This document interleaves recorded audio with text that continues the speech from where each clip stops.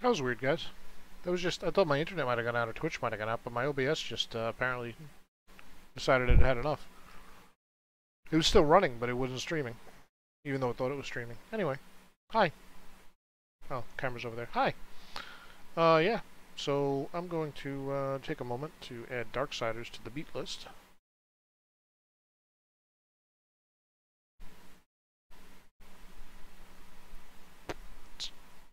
Thanks.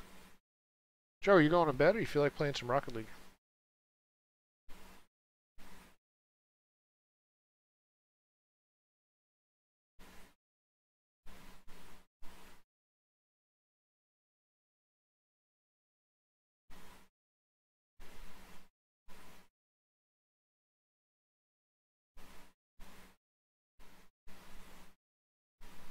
You play a few matches? Cool. I will meet you there. I'm just going to update this real quick. Wow, it's been almost a month since we beat Alan Wake. I really should get back to that DLC. I haven't done much in the last month, game-wise. Our last game that we beat was Day of the Tentacle on 7-3. Jesus. I've played a lot of Warcraft lately. What's today? 7/18, 17.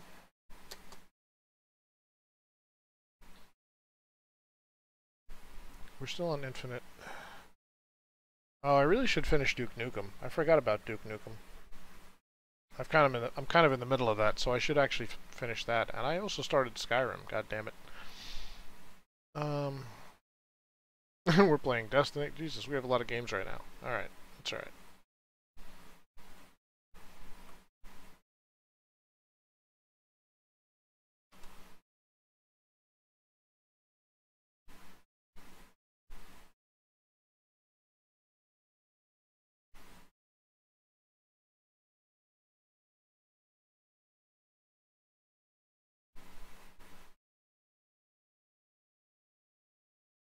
That's all right. We're probably gonna finish BioShock Infinite relatively soon. Okay.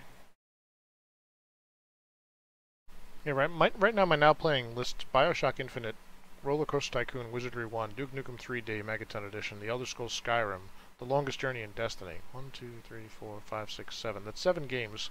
It's kind of crazy. Yeah. So we have to like focus on some game cleanup, but that's cool. So let me change the title.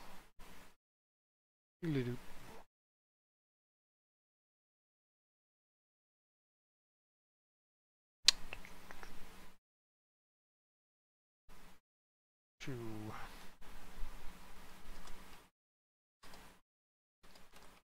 Late Night Rocket League.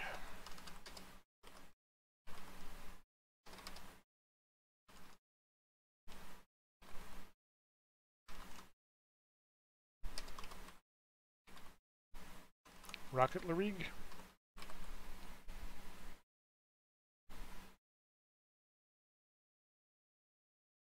Okay.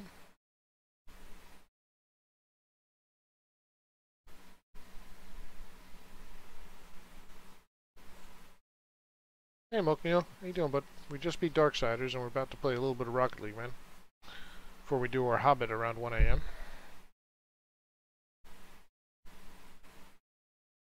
It is me, J.R.R. Okay. You're the hunter from the future? Never mind. Never mind. Forget it.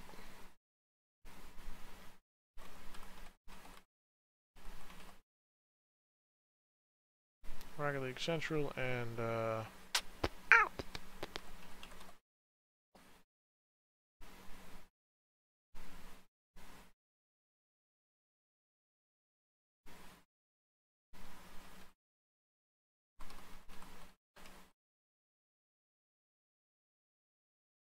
Variety Streamers, Variety Streaming, Rocket League Central, Turtle. Okay. OBS, how can I explain it?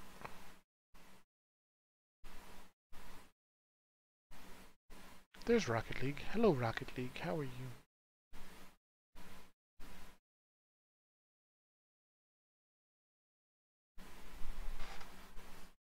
Oh, let me get in Discord. I forget it.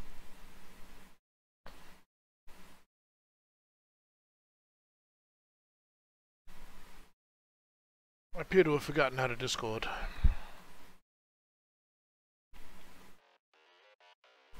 How to change nickname on Twitch? I think you just go to your settings and change it.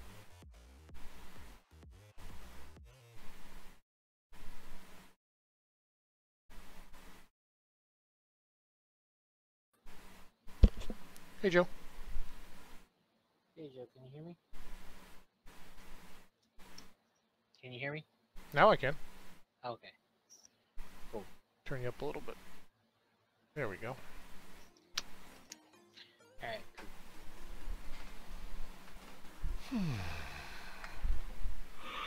How you doing? Okay. A little tired?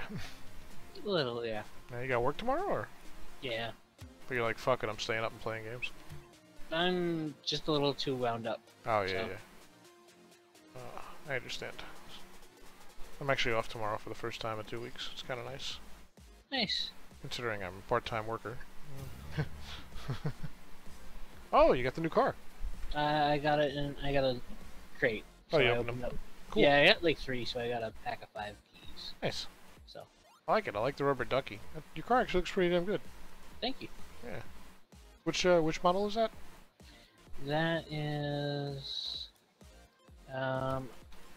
Turtle. Okay. A Centio V17. Nice. It's an import body.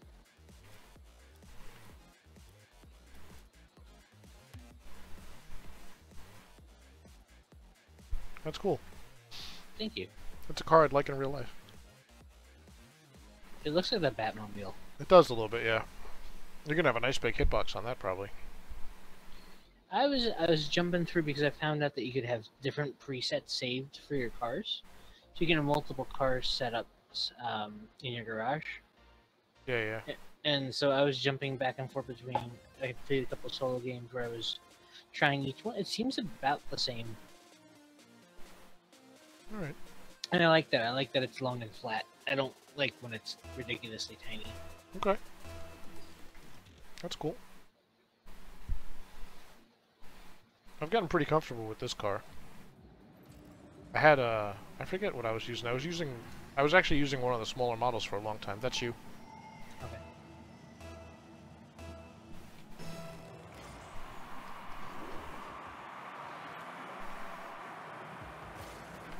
Oh boy. Fuck that. Tried. It's cool. I got I it. got nothing. Center. Oh, you're Yeah, not I'm there. not there. Sorry. I should have just scored it. I thought you were right there. Sorry, Joe. It's okay. I got this.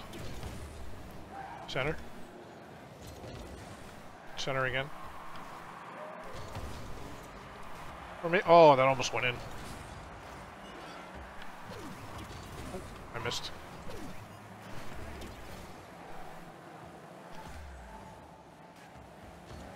Nice hit. Thank you. Fuck. Oh, he got me. Damn it! Oh, I did that. I saw that. Damn it. Thanks, Sheridan. Yeah, I'm not exactly sure how to do it. Wait, are we playing Sizz? No, that's not the real Sizz. Okay, I got scared for a fucking second, dude. Who says? Sizz is one of the best players in the world. I was like, wait. Unless he's smurfing, but no, we would know because we'd already be down like 3-0. It's Really? definitely not Sizz. Yeah, no. Like, you would know if you were playing Sizz. It's a different kind of game. Oh, it's one where we're not really playing. We're not even allowed to play, yeah. He would just do whatever he wanted. Did you just spawn in the middle of No. that going in? No. I leaped across and grabbed it.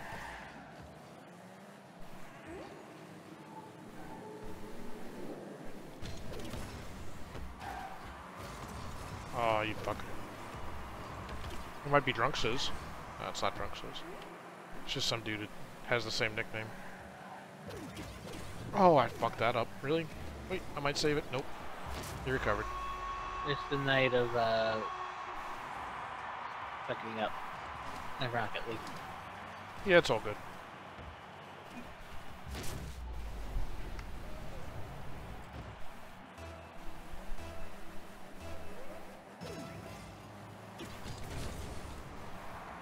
Interesting.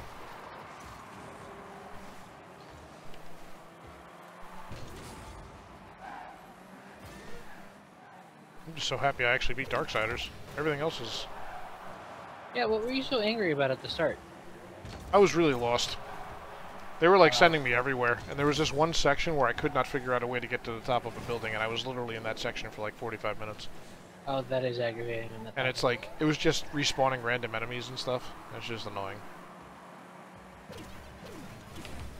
Oh, holy shit. I mean, okay, that was a weird roll. Boop.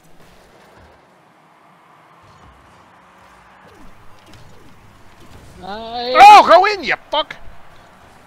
Damn it. How does that not go in? Are you serious? And now they're gonna score, of course. Because that's how it always goes. Oh, almost jumped. Oh, God. Oh my god, my stream is laggy as fuck, guys. I'm sorry.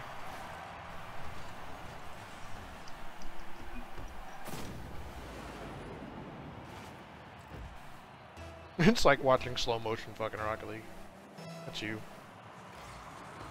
Oh god, really? What kind of pinch was that shit?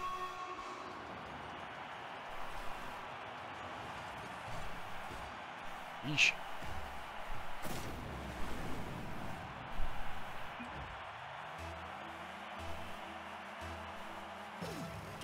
It says you guys suck. And you're a really nice human being. I gotta type that, actually.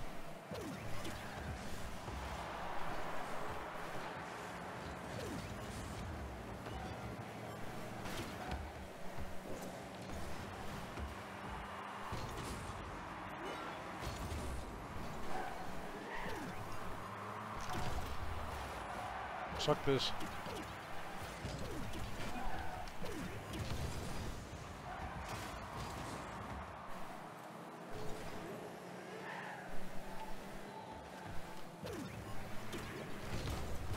Oh, he bumped the shit out of me.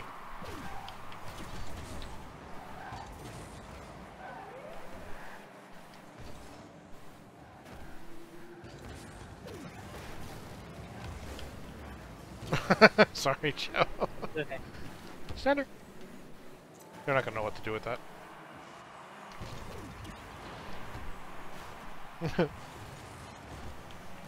It didn't pop up with the white thing on the bottom. Interesting.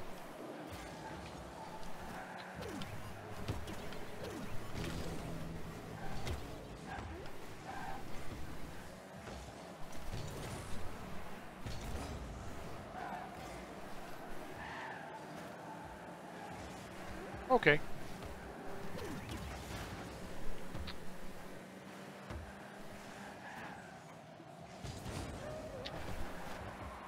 Just getting frustrated, I can hear you. Getting salty in here.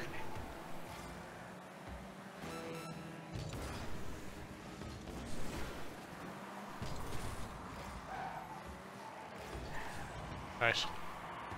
Thank you.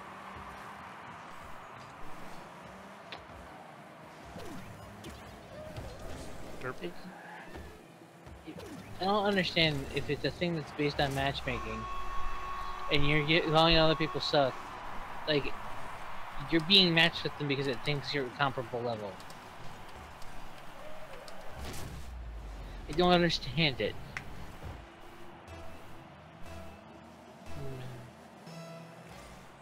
It's all good, man. Yeah, it's annoying. People are toxic. It's not even that bad. No, I mean, it's just unnecessary. Sorry. It's literally like just play better, bro. The T's not working, me. I gotta switch my graphics settings real quick because my stream is shit right now. Okay.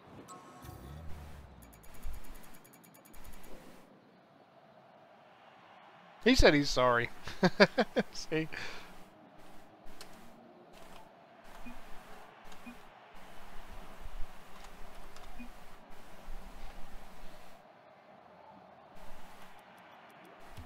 I'm going to main menu just so I can swap my graphics down. Okay. Options. Video. High performance. No, performance is good, thank you. I don't want those.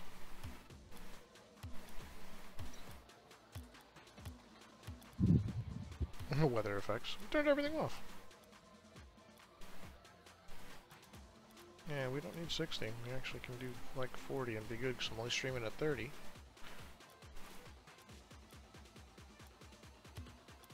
Let's see how that works. Hopefully this will be better, guys.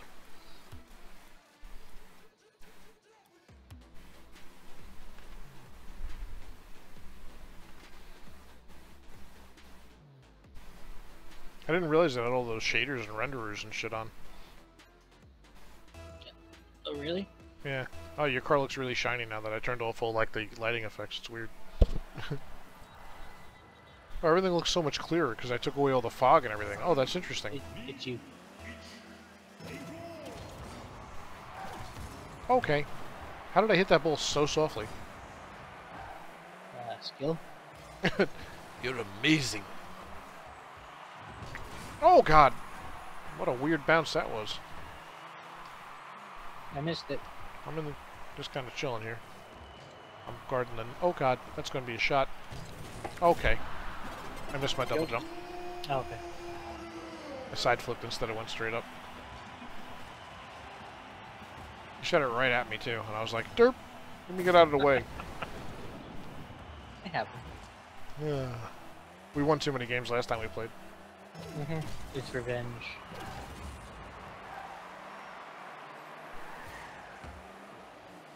Fuck the center. Nope.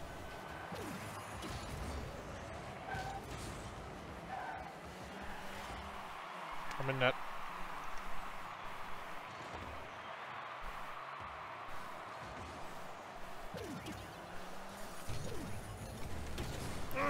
I hit him instead of the ball.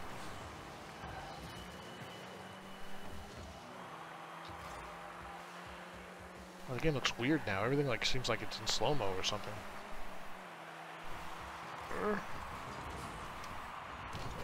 Hey! Oh, there you go. That was derpy as all hell. I'm gonna make them watch it and hope we get a forfeit. Whee! Hey! I was off on the side. Oh, the game looks so much better, guys. The stream looks really smooth now.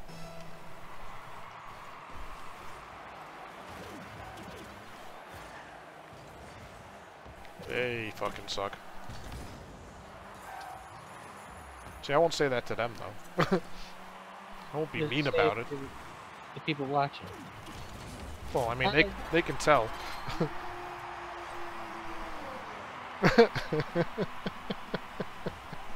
I'm sorry you're having a rough night, Vane. Everything is gonna be okay. Even if it's not, just burn it down. You want me to buy you Rocket League on PlayStation so you can play with us? My gift for all your good modding. Buy you an NKEG each a copy. Oh god, how'd that happen? Pinching.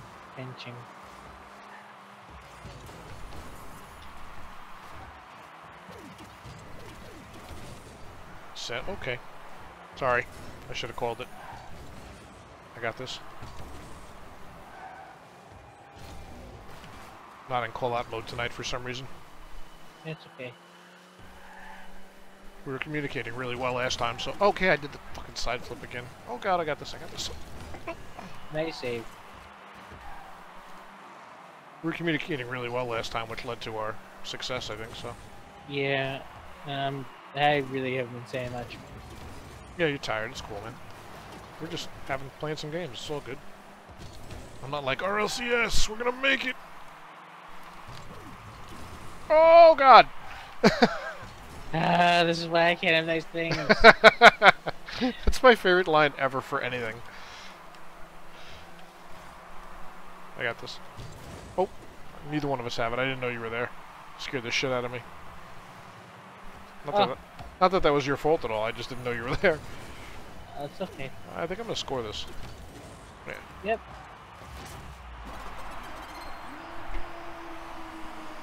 You don't need salt, dude. Real life salt, too. Ah. Everything was gonna be okay when you were 8, 31 years later, you're still waiting. Wait, are you not yet 40? Are you still coming up on the big one?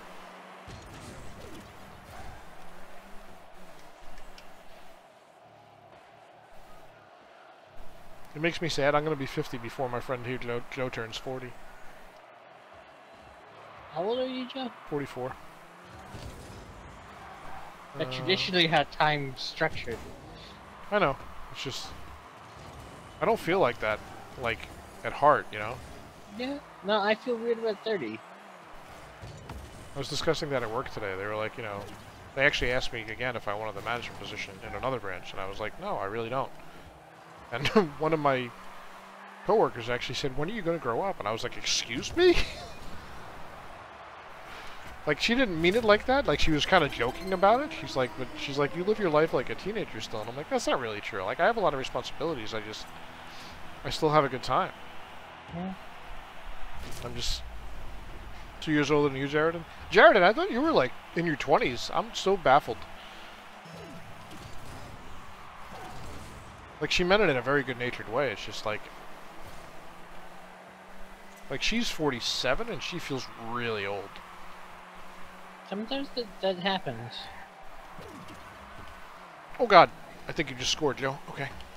Oh, I just saved it barely. Gotta turn around. Must turn. Okay, nice save. Thank you. Take this boost so they don't. Nice clear. Thank you. You can center them there. Okay. Kinda. I'm gonna center to you. Okay, I didn't quite center to you either. Oh, okay. Oh.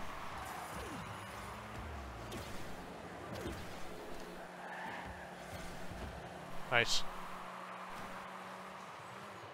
Growing old disgracefully. Like, I was talking to friends about it too, like just from my perspective. That like my mom had me at 27, so I'm 3 years older than when she had a kid. I'm like, I couldn't have a kid. Right. But then I was also like, well, maybe a parent is always just like, what the hell am I doing? I have no idea. Okay, I'm warmed up now.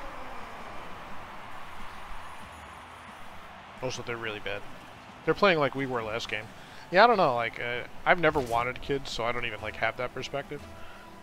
But, like, compared to, like, Mike and Joe, I feel so immature. In some ways. Like, not in, like, a judgmental way, just in, like, oh my god, my life is so different from yours. Because the only thing I have to consider when I make decisions is my wife and I. And it's like... And even then, we pretty much make our own decisions, you know, so... I got a birthday cake. Nice. I don't think that that means you're less mature. It just means that your priorities are different. I don't think that the priority shift has to do with maturity.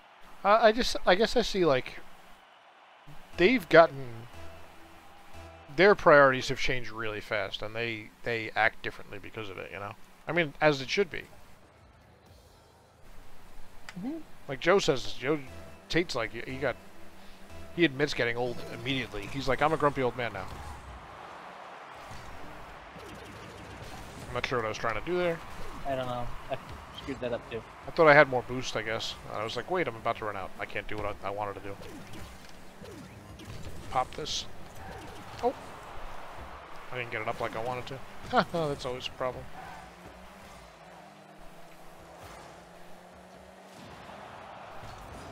Damn, I almost made it through the night without a dick joke. Almost. Almost. We were talking about that maturity. I don't want to grow up. I'm a Rocket League kid. I'm really curious to see what my life's going to be like if I actually make it as a full-time streamer. Like, when I'm, like, 70 or something. Like, will I still be streaming at 70? Will I still be able to make a valid living as a 70-year-old streamer? There'll be novelty in that. Yeah, it's like that rocket... Oh god, I blew him up in the air. That was cool. I got it. Cornering it for you. For them. Okay. Okay. No! Oh, he's gonna score. Oh, he missed. I'm just gonna keep beating the shit out of him for a minute. Oh. He overcommitted on that. I have no boost. I have boost. Life is good again. Nice work, Joe. Thanks. I don't know. I think maturity, priorities, like they're all different for everybody. He didn't need to get old to be grumpy. All right. Okay. Everybody jump around. Derp around. Okay. That's. Oh wow, that was nice.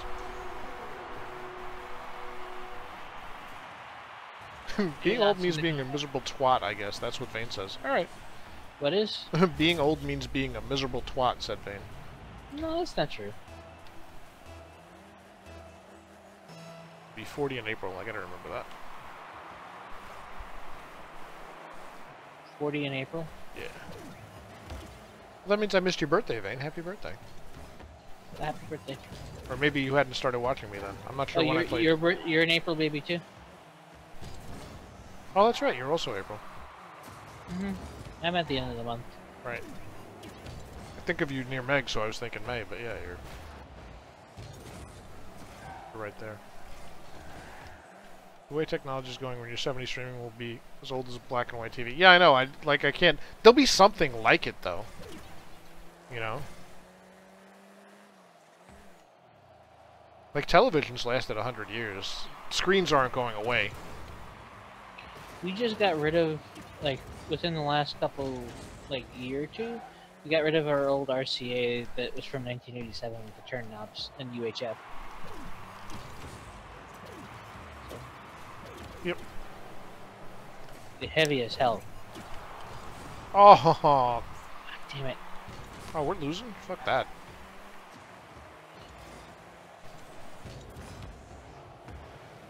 What a bounce. Oh, he did a nice job. That guy's actually pretty damn good. I'll probably be like a holograph in people's living rooms then, which actually makes the idea of me streaming as a 70-year-old way worse. Why is that old man on your couch? I don't know. We're watching him play Rocket League 7. That reminds me of THX 1138. I've actually never seen that. I got this. It's not that good. I don't have this. This guy is pissing me off because he's too good. I don't know why he's playing at this level. He's not amazing or anything, but... Oh, come on. There it is, Joe. Nice job. Thank you. 42 inch to 55, the weight dropped by 10 kilograms. Yeah, that's fair. I mean, that's like 26 years away. You don't think we're going to have, like, corneal implants and shit by then? Like, they already do that now. Yeah. It's going to be, like, common by then. It'll be... Well, I just learned why we have, like, what's it called? The warning, the ISI on medication and stuff like that. Oh, really? It's because of, the contraceptives. Oh, I got you. Oral contraceptives. Because the doctors Senator. Oh, fucking A! Nice job. Thank you. Because it was full of estrogen, and they weren't telling women that, all the side effects, including cancer. Oh, God. And so they're like, well, it was a shit show, but, that was only the 70s. Yep. So, okay, 60s, I can't 70s. see the ball. That was only 60s and 70s, so... Yeah. A lot can change. Ah, oh, fuck you, buddy. Nice clear. Thank you. Oh, I gotta get back. I gotta get back. Clean. I was about to say cleaning. Oh, fuck that guy.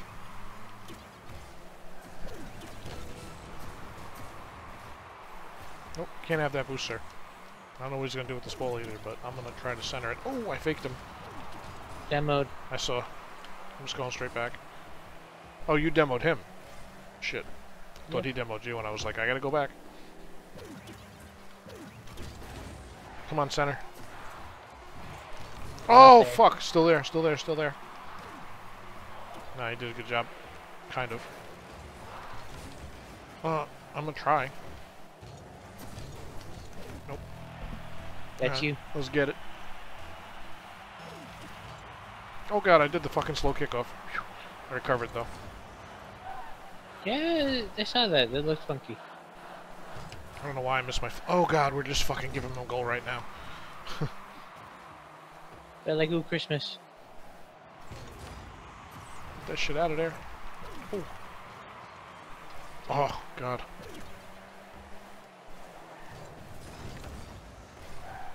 Get that shit out. Oh god, I'm stuck on the wall. Nice work. Thank you. Okay, what's he doing? Is he dribbling? Is he gonna cut it? He's gonna fuck it up. Okay, I cut him off. Nice. Oh, I fucking missed. That would have been a goal if I hit it.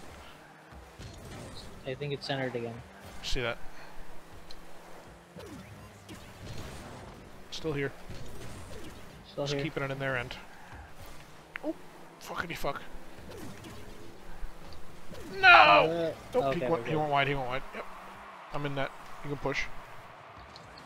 Oh god, no, no, no, no. Okay, I thought he was gonna cut that. I really don't want to lose this game. Oh, okay. That's a good way to start.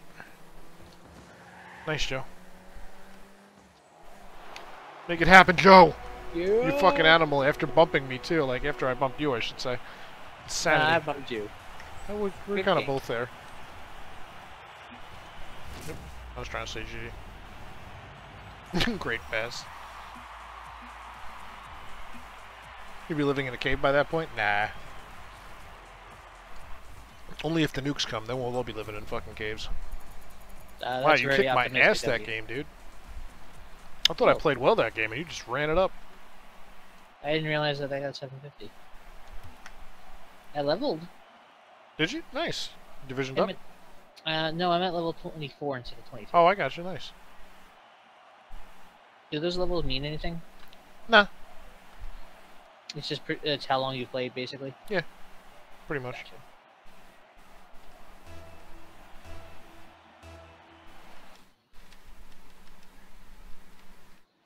Max is 75. Really? Yeah. That's me. you. Yep. It takes in the neighborhood of like 1,500 hours on average to get 75. Really? Yeah, it just slows down. It's actually like RP XP, or role-playing game XP. Oh, okay. Yep. Oh, fuckity fuck. Going up the wall. Oh, I missed. And I'm just flying through the air. God damn it. Yeah, I fucked that up. I have to like train how to jump off the wall and hit. That's okay. Good try. I didn't even see him. You have your cave planned out already? I'm sorry, I don't mean to fuck with your dreams then. You go, buddy. Ooh, they're both sitting there. Alright. That's a really nice center, Joe. I'm nowhere near there, though. I'm a center for you, though. Maybe. Actually, instead I'm going to bump these people for a while. Okay. You do you. Oh, I don't want to bump them, but it just happened. Okay, that was... What's happening? These are not bronze players. I mean, that was solid. I mean, they might not be bronze after this. We shouldn't be playing silver, and that's a skill shot way above an expert level play. It just might be luck. Could be. Like he just happened to make that one. Yep. Considering they were just derping like crazy, you might be right. Double hit. Got it around him. Gonna center to you.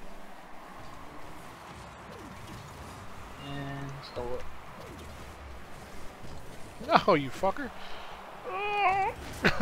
Nice try. I had no boost.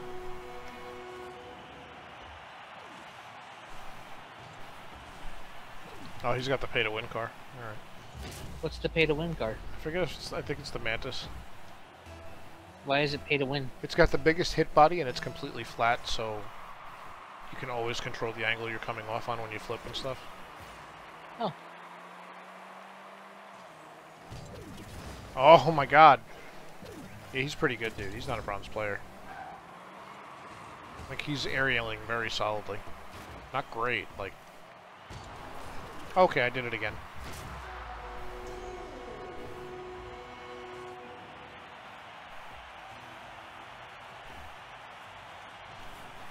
Like, right at me, and I'm like, derp da derp.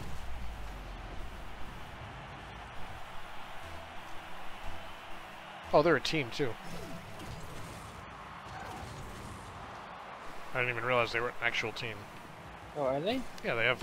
Newt is their team name. They both have the same... Yeah, you're right. So, they're almost definitely Smurfs. Yeah, yeah. Yeah, these are gold or platinum level players. And they probably restarted an account to have the team name and stuff. They're not amazing or anything, but they're very solid. I don't know, they could change their name on Steam very easily. No, I know. But dude, it's 5-0 with 2 minutes left, and we're not that bad against bronze players. Like, maybe. We're not even 2 minutes into the game. Yeah, no, that's... He's about to score that, too. Okay. I'm playing terribly right now, though, too.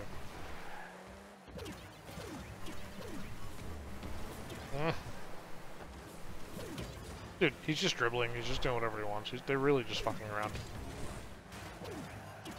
They're just fucking with us.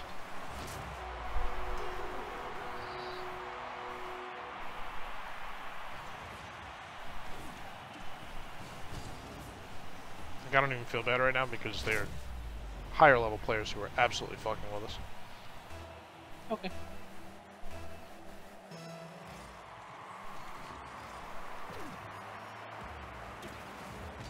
Yeah.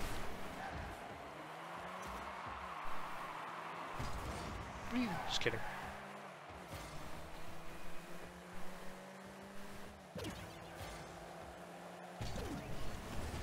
Okay. So close.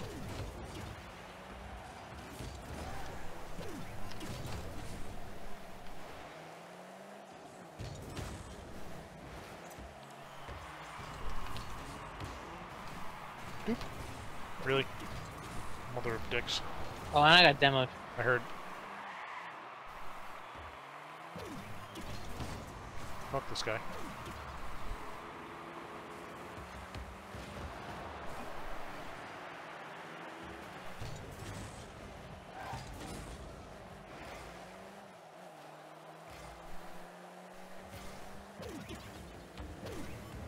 Wow, he just blew right past me.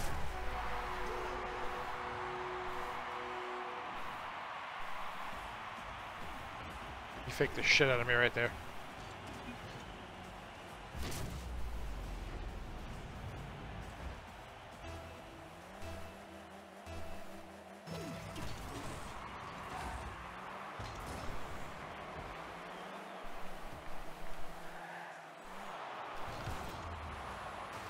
No soup for you. That's a nice center. Yep. Ah, fuck. Hi, how are you? Well, I don't know, George. Which way did it go, George? I'm just collecting saves for fun at this point. Oh, man, I wanted him to miss so bad. I knew he wasn't going to, but...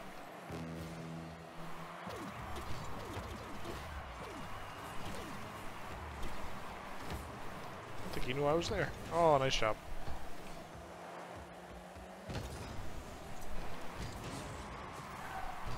Oh, I got a pro tip today, too. Oh, shit.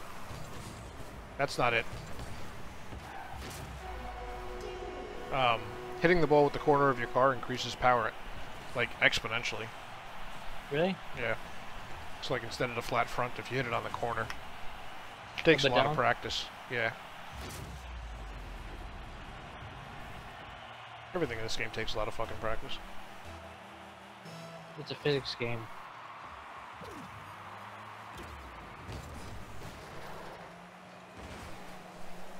Oop.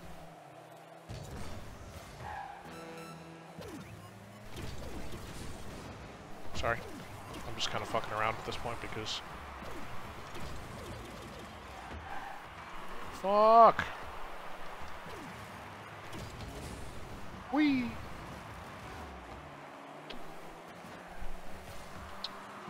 They're very solid, sir. Don't feel bad. That's why smurfing sucks. Give it to him. Very nice. One more after this, Joe, and then... Sure. Alright. Because then I got some hobbiting to do. Okay. I'm sure you don't want to stay up all night.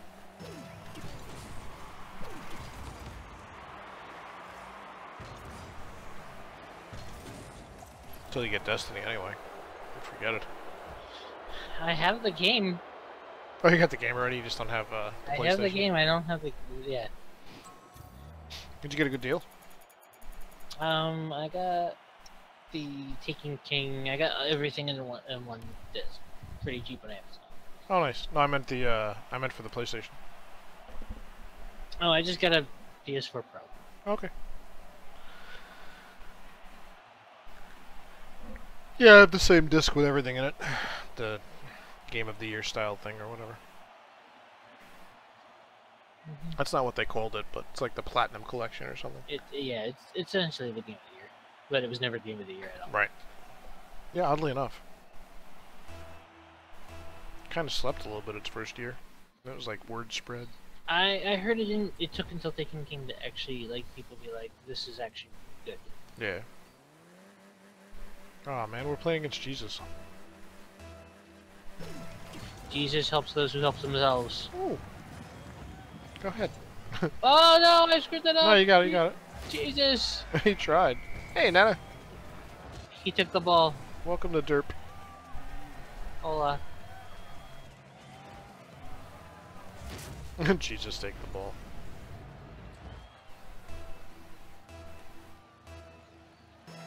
Kinda makes everything better. Ah! Whee! Wow, he missed that, huh? Oh my god! Nice shot. Thank you. I'm always either just too high or just too low on my fucking aerials when they're coming straight down like that. They're really hard to judge. You fought the sleep. I hate fighting the sleep. I try to let... Ooh, God. I try to let the sleep win, but okay. And no. I'll get there. Oh god, I didn't even see that ball till the last second. Blended right in with the fucking background. Woohoo! You go, Joe. No, we're gonna win 9-0. This fucking game. We're probably not gonna win 9-0. Nope, but I am staying this entire time.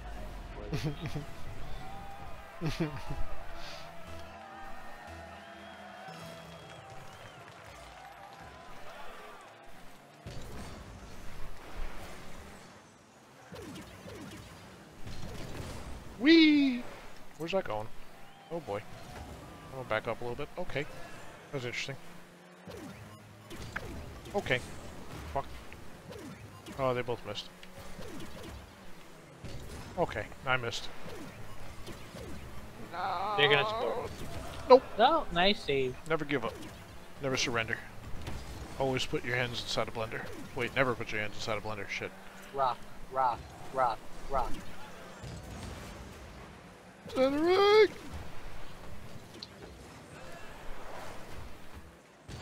Oh, he bumped the shit out of me. Is Guy even your real name? Is Guy even your real name? It's happening right now. Okay. Where'd that ball go? How did that happen? Well, Medics! Jesus. My Grabthaw's hammer, what a savings! I'm not sure what's happening. Going at weird times of waking at 1 or 2 a.m. Jeez, that's weird.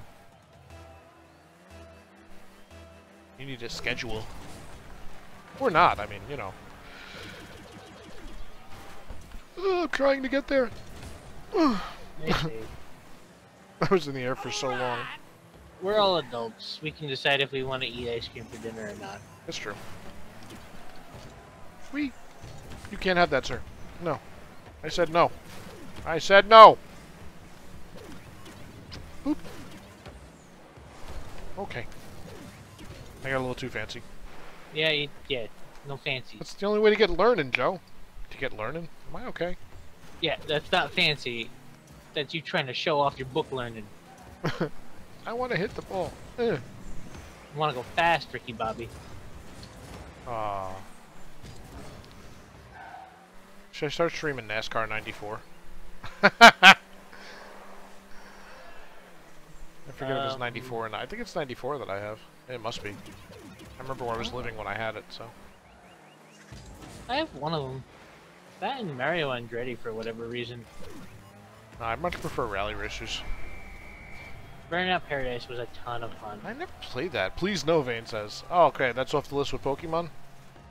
I gotta tell you that the longer we stream, the more Pokemon becomes a possibility. I mean, hey! He's gonna be the very best. Like no one ever was. That's probably not true. Do you have Lucky Charms? Oh, Division 4. Are we done? Yeah, it's 1 o'clock. Yeah, I thought so. Alright, cool. Thanks for playing, Joe. No problem. If you hadn't said anything, I wouldn't have realized what time it was. Yeah, I didn't want to do that to you. Thank you, I appreciate that. I was looking to get to 1 anyway for the Hobbit, but I would have played if you wanted to, but I figured you needed to get some sleep. Yeah. Alright. Good night. Night, Joe.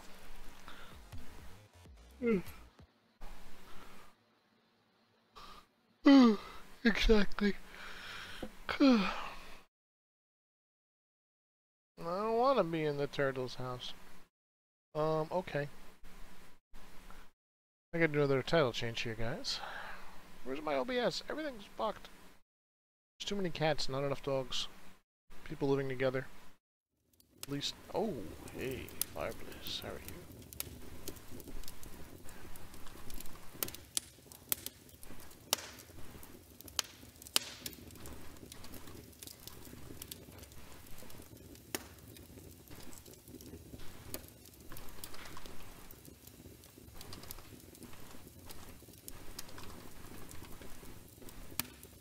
Nope. Nope. We're definitely not doing Rocket League as a book. Creative. Create.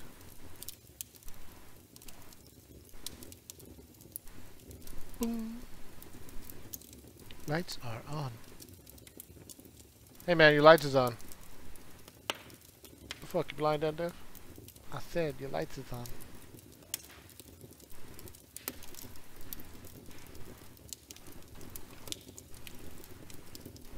Reading.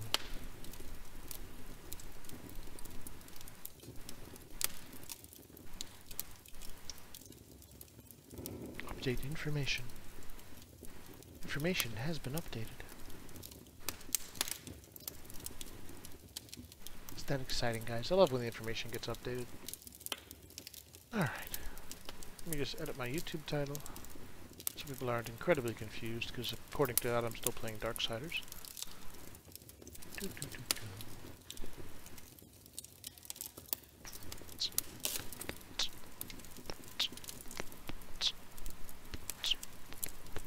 Nope, we're not doing a UMB box tonight.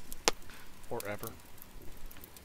I will return momentarily, and we will read Chapter 9 of The Hobbit, where God knows what the fuck's gonna happen to Bilbo and these dwarves. Be right back.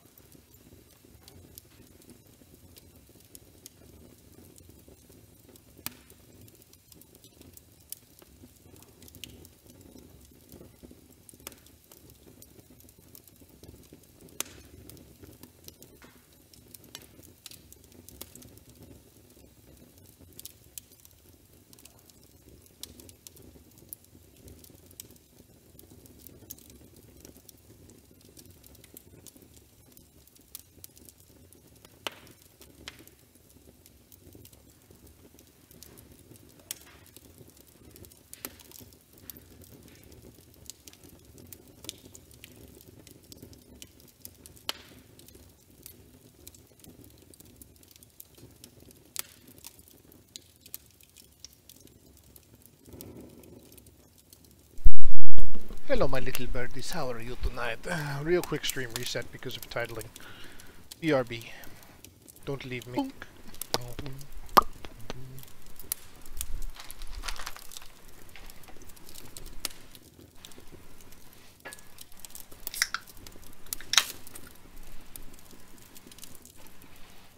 Good evening, ladies and gentlemen.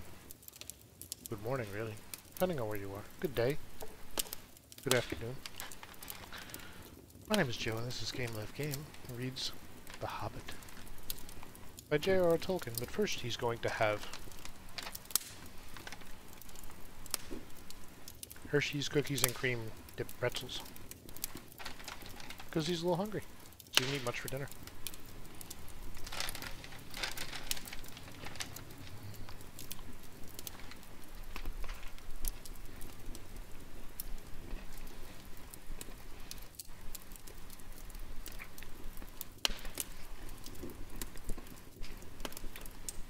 One last. Excuse me.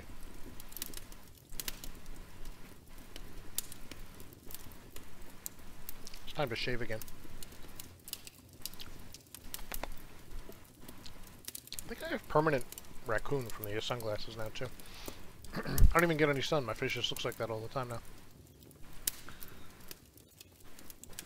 So, when last we joined Bilbo and the dwarves, Bilbo was valiantly rescuing the dwarves from spiders in the forest of Mirkwood. But having executed his rescue, he discovered that Thorin, well, they all discovered that Thorin was nowhere to be found.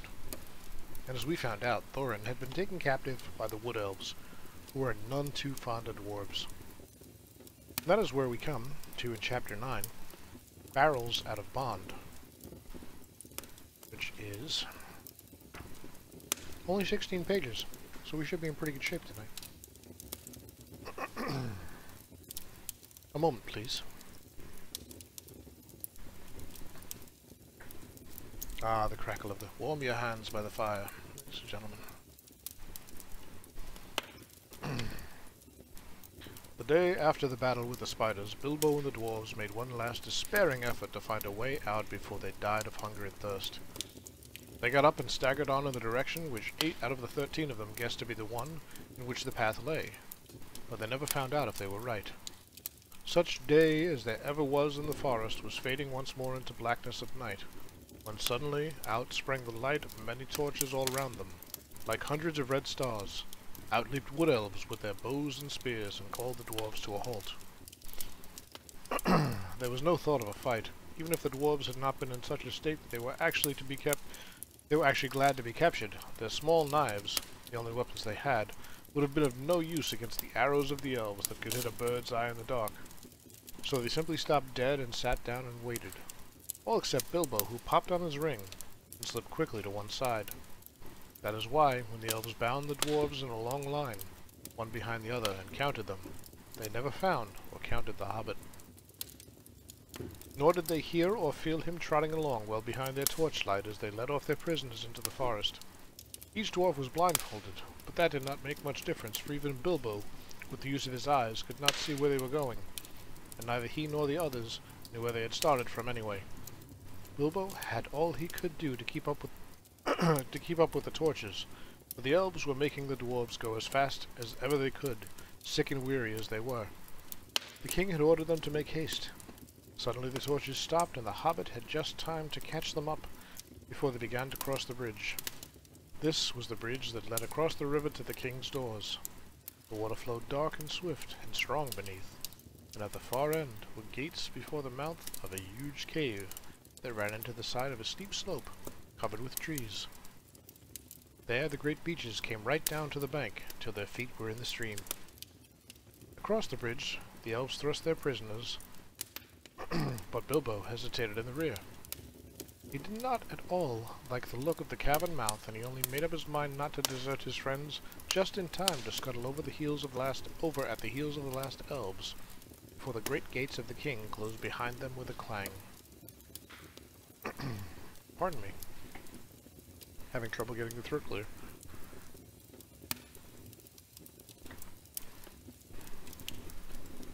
Go away, controller. We're done with you for tonight. Across the bridge... Oh, we already read that. Inside the passages were lit with red torchlight, and the elf guards sang as they marched along the twisting, crossing, and echoing paths. These were not like those of all the goblin cities. They were smaller, less deep underground, and filled with cleaner air. In a great hall with pillars hewn out of living stone sat the elven king on a chair of carved wood. On his head was a crown of berries and red leaves, for the autumn was come again. In the spring he wore a crown of woodland flowers. In his hand he held a carven staff of oak. The prisoners were brought before him, and though he looked grimly at them, he told his men to unbind them, for they were ragged and weary. "Besides, they need no ropes in here," he said. "There is no escape from my magic doors for those who were once brought inside."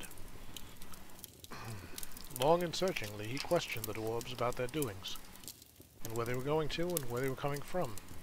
But he got little more news out of them than out of Thorin. They were surly and angry, and did not even pretend to be polite. "What have we done, O king?" said Balin, who was the eldest left. "Is it a crime to be lost in the forest, to be hungry and thirsty, and to be trapped by spiders? Are the spiders your tame beasts or your pets, if killing them makes you angry?" Such a question, of course, made the king angrier than ever, and he answered, "It is a crime to wander in my realm without leave. Do you forget that you were in my kingdom, using the road that my people made? Did you not 3 times pursue and trouble my people in the forest and rouse the spiders with your riot and clamor? After all the disturbance you have made, I have a right to know what brings you here, and if you will not tell me now, I will keep you all in prison until you have learned sense and manners." Then he ordered the dwarves, each to be put in a separate cell and to be given food and drink, but not to be allowed to pass the doors of their little prisons, until one, at least of them, was willing to tell him all he wanted to know. But he did not tell them what Thorin... Blah, blah, blah. But he did not tell them that Thorin was also out... Wow. I'm reading 2 lines at once, guys. But he did not tell them that Thorin was also a prisoner with him. It was Bilbo who found that out. Poor Mr. Baggins. It was a weary long time that he lived in that place all alone, and always in hiding, never daring to take off his ring, hardly daring to sleep, even tucked away in the darkest and remotest corners he could find. For something to do, he took to wandering about the Elven King's palace. Magic shut the gates, but he could sometimes get out if he was quick. Companies of wood elves, sometimes with the king at their head, would from time to time ride out to hunt, or to other business in the woods and the lands of the east. Then, if Bilbo was very nimble, he could slip out just behind them, though it was a dangerous thing to do. More than once he was nearly caught in the doors as they clashed together when the last elf passed, and he did not dare to march along with them, because of his shadow, altogether thin and wobbly as it was by torchlight, or for fear of being bumped into and discovered. And when he did go out, which was not very often, he did no good. He did not wish to desert the dwarves, and indeed, he did not know where in the world to go without them. He could not keep up with the hunting elves all the time they were out, so he never discovered the ways out of the wood, and was left to wander miserably in the forest, terrified of losing himself, until a chance came of returning. He was hungry too outside, for he was no hunter, but inside the caves he could pick up a living of some sort by stealing food from store or table when no one was at hand. "I am a burglar that can't get away, but must go on miserably burgling the same house day after day," he thought. "This is the dreariest and dullest part of all this wretched, tiresome, uncomfortable adventure. I wish I was back in my hobbit hole by my own warm fireside with the lamp shining." He often wished, too, that he could get a message for help sent to the wizard, but that, of course, was quite impossible, and he soon realized that if anything was to be done, it would have to be done by Mr. Baggins, alone and unaided. Eventually, after a week or 2 of this sneaking sort of life, by watching and following the guards and taking what chances he could, he managed to find out where each dwarf was kept. He found all their 12 cells in different parts of the palace, and after a time he got to know his way about very well. What was his surprise one day to overhear some of the guards talking, and to learn that there was another dwarf in the prison too. In a specially deep, dark place. He guessed at once, of course, that that was Thorin, and after a while he found that his guess was right. At last, after many difficulties, he managed to find the place when no one was about, and to have a word with the chief of the dwarves.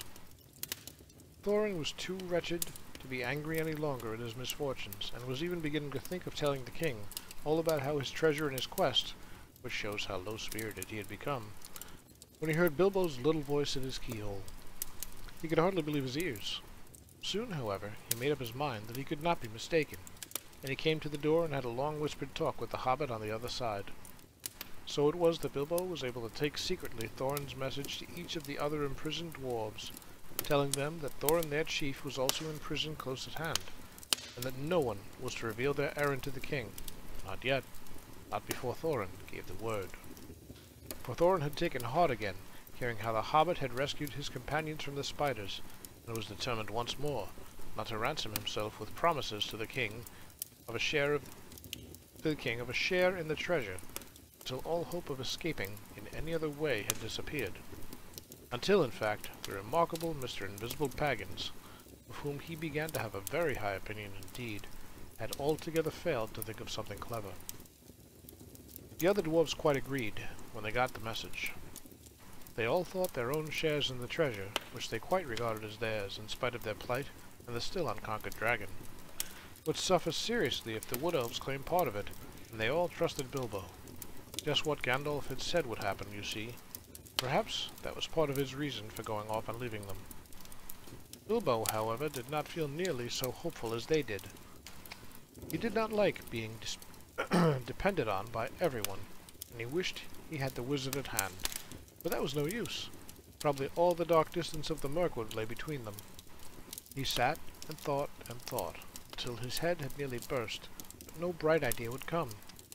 One invisible ring was a very fine thing, but it was not much good among 14. But of course, as you have guessed, he did rescue his friends in the end, and this is how it happened. Alright guys, have a good night. I'm just kidding. What a terrible place to end that would be.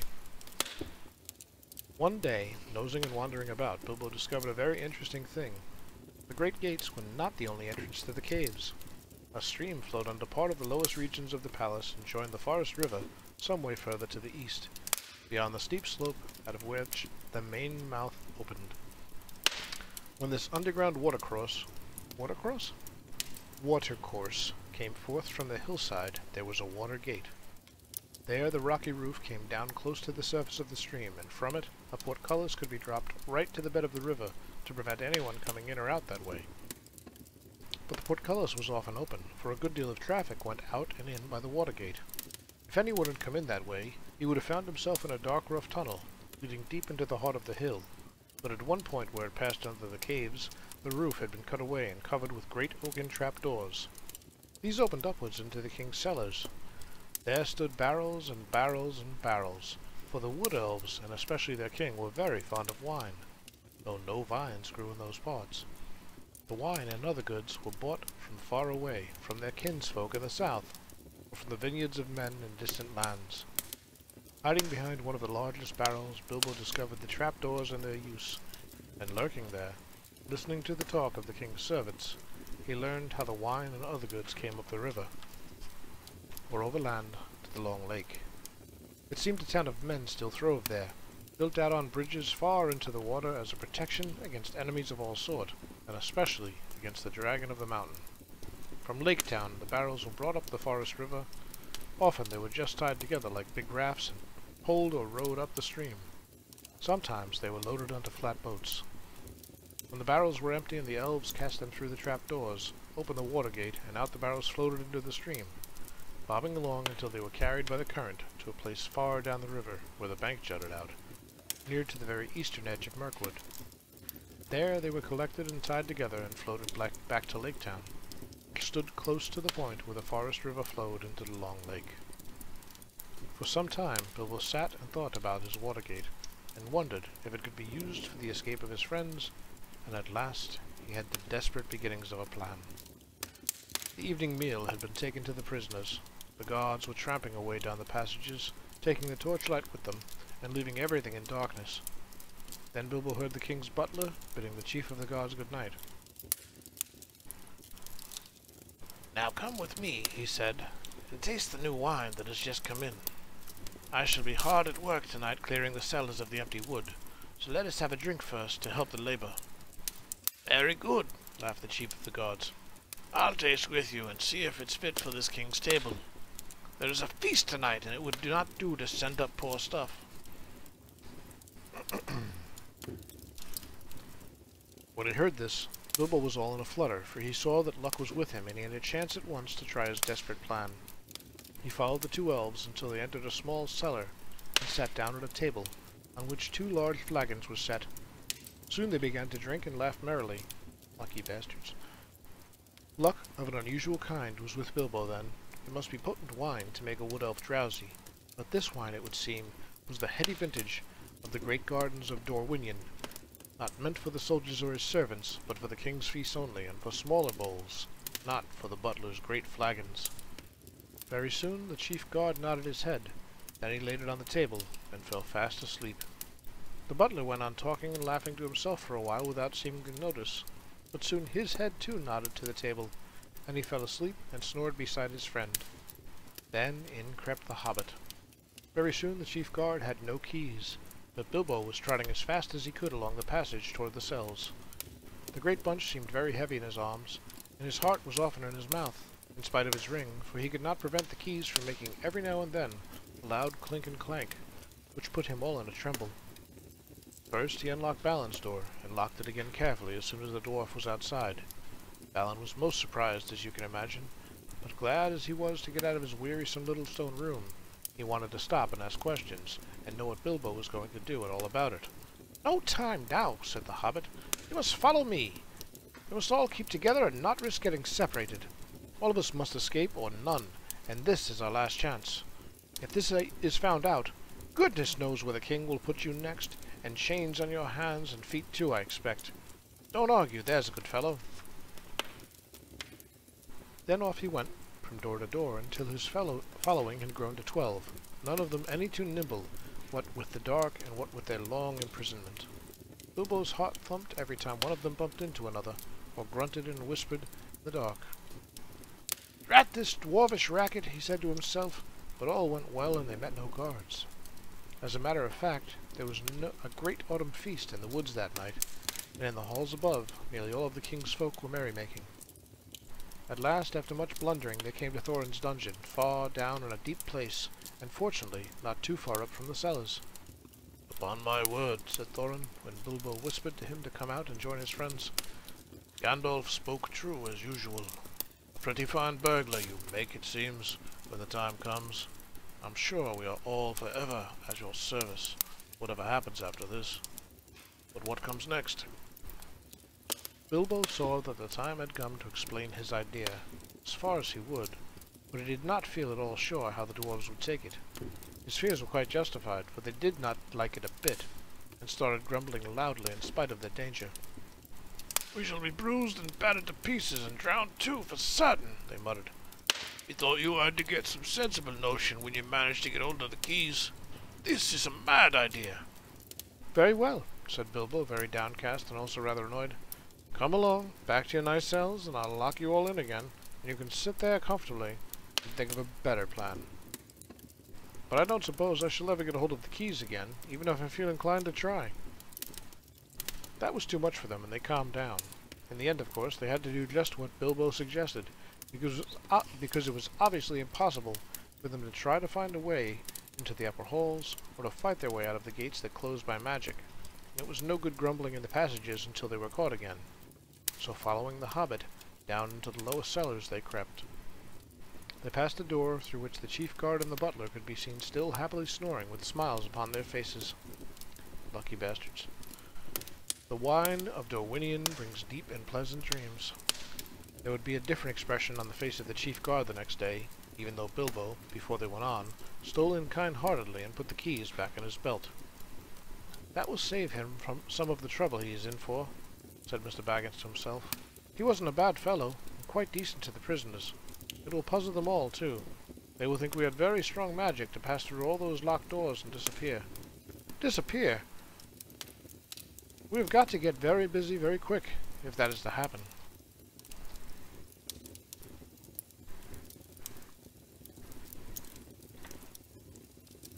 Balin was told off to watch the guard. and the butler and give warning if they stirred. The rest went into the adjoining cellar with the trapdoors. There was little time to lose. Before long, as Bilbo knew, some elves were under orders to come down and help the butler get the empty barrels through the doors into the stream. These were, in fact, already standing in rows in the middle of the floor waiting to be pushed off. Some of them were wine barrels, and these were not much use, as they could not easily be opened at the end without a deal of noise, nor could they easily be secured again. But among them were several others which had been used for bringing other stuffs, butter, apples, and all sorts of things to the king's palace. They soon found 13, with room enough for a dwarf in each. In fact, some were too roomy, and as they climbed in, the dwarves thought anxiously of the shaking and the bumping they would get inside, though Bilbo did his best to find straw and other stuff to pack them in as cozily as could be managed in a short time. At last, 12 dwarves were stowed. Thorin had given a lot of trouble, and turned and twisted in his tub and grumbled like a large dog in a small kennel, while Balin, who came last, made a great fuss about the air holes and said he was stifling, even before his lid was on. Bilbo had done what he could to close holes in the sides of the barrels and to fix all the lids on as safely as could be managed, and now he was left alone again, running around, putting the finishing touches on the packing, and hoping against hope that his plan would come off. It had not been a bit too soon. Only a minute or two after Balin's lid had been fitted on, there came the sound of voices and the flicker of lights. A number of elves came laughing and talking into the cellars and singing snatches of song. They had left a merry feast in one of the halls and were bent on returning as soon as they could. "There's old Gallion, the butler," said one. "I haven't seen him at the tables tonight. He ought to be here now to show us what is to be done." "I shall be angry if the old slow coach is late," said another. "I have no wish to waste time down here while the song is up." "Ha ha!" came a cry. "Here's the old villain with his head in a jug. He's been having a little feast all to himself and his friend the captain." "Shake him! Wake him!" shouted the others impatiently. Gallion was not at all pleased at being shaken or wakened, and still less at being laughed at. "You're all late," he grumbled. "Here I am waiting and waiting down here while you fellows drink and make merry and forget your tasks. Small wonder if I fall asleep from weariness." "Small wonder," they said, "when the explanation stands close at hand in a jug. Come, give us a taste of your sleeping draught before we fall too. No need to wake the turnkey yonder. He has had his share by the looks of it." Then they drank once round and became mighty merry all of a sudden, but they did not quite lose their wits. "Save us, Gallion!" cried some. "You began your feasting early and muddled your wits. You have stacked some full casks here instead of the empty one, if there is anything in the weight." "Get on with the work," growled the butler. "There's nothing in the feeling of weight in an idle tosspot's arms. Those are the ones to go and no others. Do as I say." Very well, they answered, rolling the barrels to the opening. "On your head be it if the king's full butter tubs and his best wine is pushed into the river for the lake men to feast on for nothing. Roll, roll, roll, roll, roll, roll, rolling down the hole. Heave, ho, splash, plump, down they go, down they bump." So they sang as first one barrel and then another rumbled into the dark opening and was pushed over into the cold water some feet below. Some were barrels really empty, and some were tubs nearly packed with a dwarf each. But down they all went, one after another, with many a clash and a bump, thudding on top of ones below, smacking into the water, jostling against the walls of the tunnel, knocking into one another, and bobbing away down the current. It was just at this moment that Bilbo suddenly discovered the weak point in his plan. Most likely you saw it some time ago and have been laughing at him, but I don't suppose you would have done half as well yourselves in his place. Of course, he was not in a barrel himself, nor was there any chance to pack him in, even if there had been a chance. It looked as if he would certainly lose his friends this time. Nearly all of them had already disappeared through the dark trapdoor, and get utterly left behind and have to stay lurking as a permanent burglar in the elf caves forever. For even if he could have escaped through the upper gate at once, he had precious small chance of ever finding the dwarves again. He did not know the way by land to the place where the barrels were collected. He wondered what on earth would happen to them without him, for he had not had time to tell the dwarves all that he had learned, or what he had meant to do, once they were out of the wood. While all these thoughts were passing through his mind, the elves being very merry, began to sing a song around the river door. Some had already gone, on the haul on the ropes which pulled the portcullis at the water gate, so as to let out the barrels as soon as they were all afloat below. Ah, singing. For a moment, I thought that I was reading this whole time without the microphone down, which would have been interesting, and a clear indicator that I was alone. Down the swift stark stream you go, back to the lands you once did know. Leave the halls and caverns deep, leave the northern mountains steep, where the forest wide and dim stoops in shadows grey and grim. Float beyond the world of trees, out into the whispering breeze. Past the rushes, past the reeds, past the marshes, waving weeds, through the mist that riseth white up from mere and pool at night. Follow, follow, stars that leap up the heavens cold and steep. Turn when dawn comes over land, over rapid, over sand. South away and south away, seek the sunlight in the day. Back to pasture, back to mead, where the kine and oxen feed. Back to gardens on the hills, where the berry swells and fills. Under sunlight, under day, south away and south away. Down the swift dark stream you go, back to the lands you once did know. Now the very last barrel was being rolled to the doors. In despair and not knowing what else to do, poor little Bilbo caught hold of it, and was pushed over into the edge with it.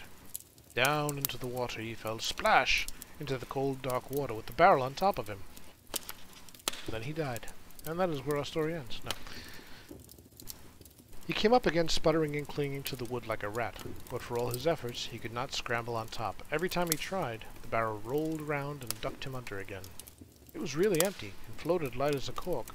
Though his ears were full of water, he could hear the elves still singing in the cellar above. Then suddenly the trapdoors fell to with a boom, and their voices faded away.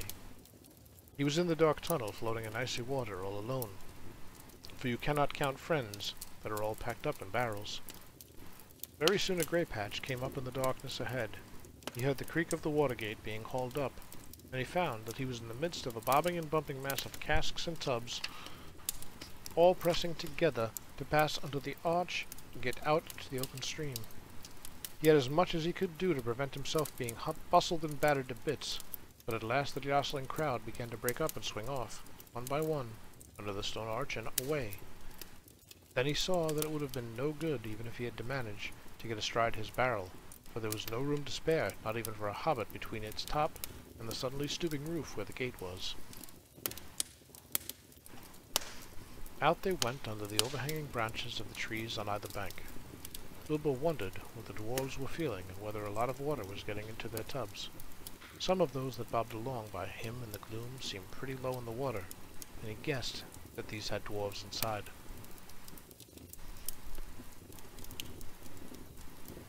You could at least let me know. I don't know what we're talking about. I missed that. I do hope I put the lids on tight enough, he thought. Before long he was worrying too much about himself to remember the dwarves. He managed to keep his head above the water, but he was shivering with the cold, and he wondered if he would die or if it before the luck turned, and how much longer he would be able to hang on, and whether he should risk the chance of letting go and trying to swim to the bank. Oh, he would let me know you were leaving. Or not there. Wait, how's that work? It's weird. If I didn't have the mic on. It took a while. I caught up. The luck turned all right before long. The eddying current carried several barrels close to shore at one point, and there for a while they stuck against some hidden root. Then Bilbo took the opportunity of scrambling up the side of his barrel while it was held steady against another. Up he crawled like a drowned rat and lay on the top, spread out to keep the balance as best he could. The breeze was cold, but better than water, and he had hoped he would not suddenly roll off again when they started off once more. Before long the barrels broke free again, and turned and twisted off downstream, and out into the main current. Then he found it quite difficult to stick on as he had feared, but he managed it somehow that it was miserably uncomfortable. Luckily, he was very light, and the barrel was a good big one, and being rather leaky, had now shipped a small amount of water. All the same, it was like trying to ride, without bridle or stirrups, a round-bellied pony that was always thinking of rolling in the grass. In this way at last, Mr. Baggins came to a place where the trees on either hand grew thinner. He could see the paler sky between them. The dark river opened suddenly wide, and there it was, joined to the main water of the forest river flowing down in haste from the king's great doors. There was a dim sheet of water no longer overshadowed, and on its sliding surface there were dancing and broken reflections of clouds and of stars.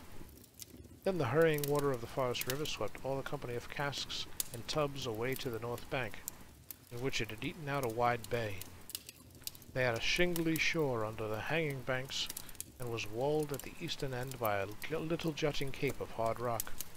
On the shallow shore most of the barrels ran aground, though a few went on to bump against the stony pier.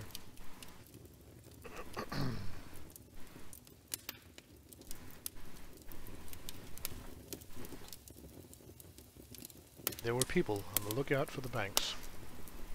On the lookout on the banks. They knew where the banks were. They didn't have to look out for those. They knew exactly where to find them. Instead, they stood on the banks, on the lookout, for the barrels, most likely. They quickly poled and pushed all the barrels together into the shallows. And when they had counted them, they roped them together and left them till the morning. Poor dwarves! Bilbo was not so badly off now.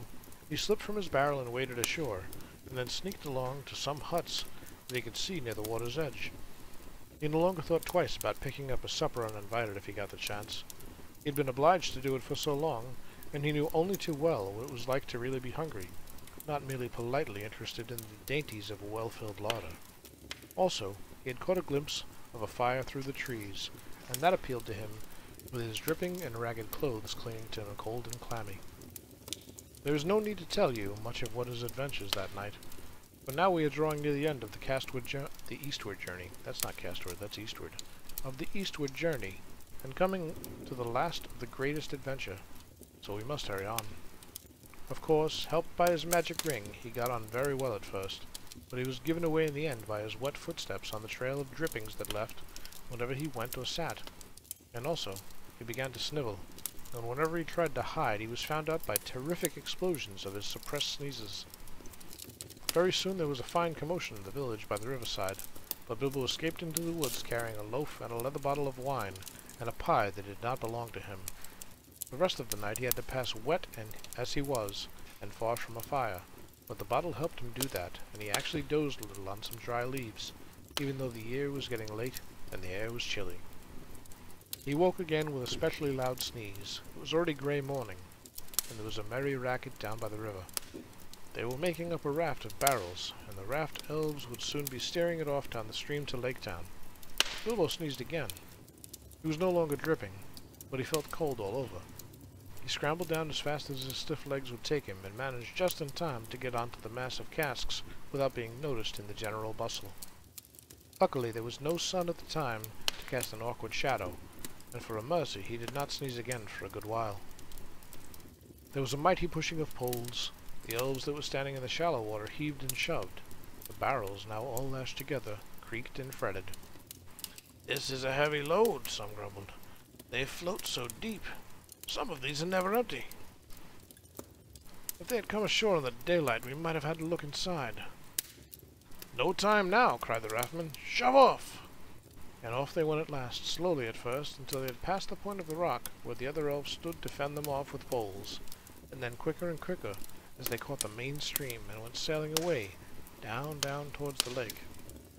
They had escaped the dungeons of the king and were through the wood, but whether alive or dead still remains to be seen.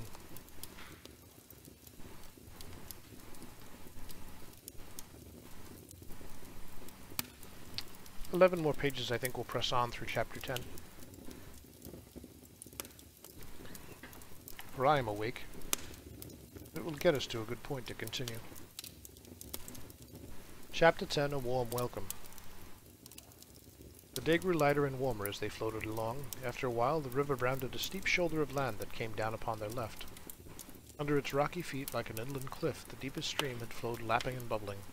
Suddenly the cliff fell away, the shores sank, the trees ended. Then Bilbo saw a sight. The lands opened wide about him, filled with the waters of the river, which broke up and wandered in 100 winding courses, or halted in marshes and pools dotted with isles on every side. But still a strong water flowed on steadily through the midst. At far away, its dark head in a torn cloud, there loomed the mountain. Its nearest neighbors to the northeast, and the tumbled land that joined it to them, could not be seen. All alone, it rose and looked across the marshes to the forest. The lonely mountain. Bilbo had come far and through many adventures to see it, and now he did not like the look of it in the least. As he listened to the talk of the raftsmen and pieced together the scraps of information they let fall, he soon realized that he was very fortunate ever to have seen it at all, even from this distance. Dreary as had been his imprisonment, and unpleasant as was his position, to say nothing of the poor dwarves underneath him, still he had been more lucky than he had guessed. The talk was all of the trade that came and went on the waterways and the growth of the traffic on the river, as the roads out of the east toward Mirkwood vanished or fell into disuse, and of the bickerings of the lake men and the wood elves about the upkeep of the forest river and care of the banks. Those lands had changed much since the days when dwarves dwelt in the mountains, days which most people now remembered only as a very shadowy tradition. They had changed even in recent years, and since the last news that Gandalf had had of them. Great floods and rains had swollen the waters that flowed east, and there had been an earthquake or two, which some were inclined to attribute to the dragon, alluding to him chiefly with a curse and an ominous nod in the direction of the mountain. The marshes and bogs had spread wider and wider on either side. Paths had vanished, and many a rider and wanderer too, if they had tried to find the lost ways across. The elf road through the wood, which the dwarves had followed on the advice of Bjorn, now came to a doubtful and little-used end at the eastern edge of the forest. Only the river offered any longer a safe way from the skirts of Mirkwood in the north to the mountain-shadowed plains beyond, and the river was guarded by Wood Elves' king. So you see, Bilbo had come, in the end, by the only road that was any good. It might have been some comfort to Mr. Baggins, shivering on the barrels, if he had known that news of this had reached Gandalf far away and given him great anxiety, and that he was in fact finishing his other business, which does not come into this tale, and getting ready to come in search of Thorin's company. But Bilbo did not know it.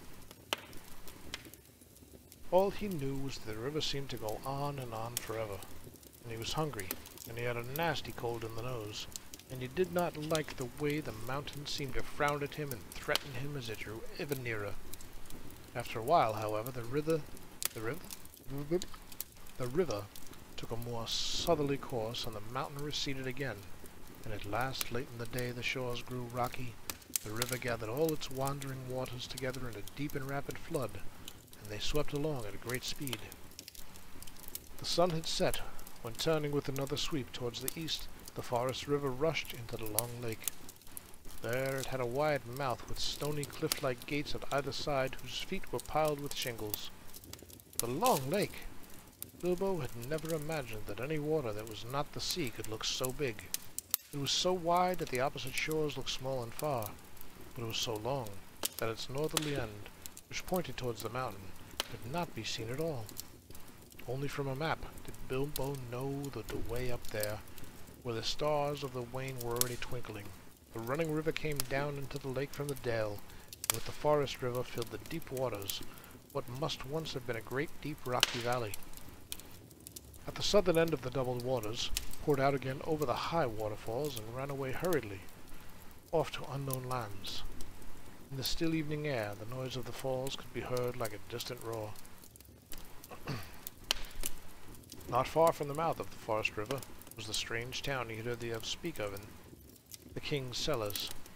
It was not built on the shore, though there were a few huts and buildings there, but right out on the surface of the lake, protected from the swirl of the entering river by a promontory of rock which had formed a calm bay.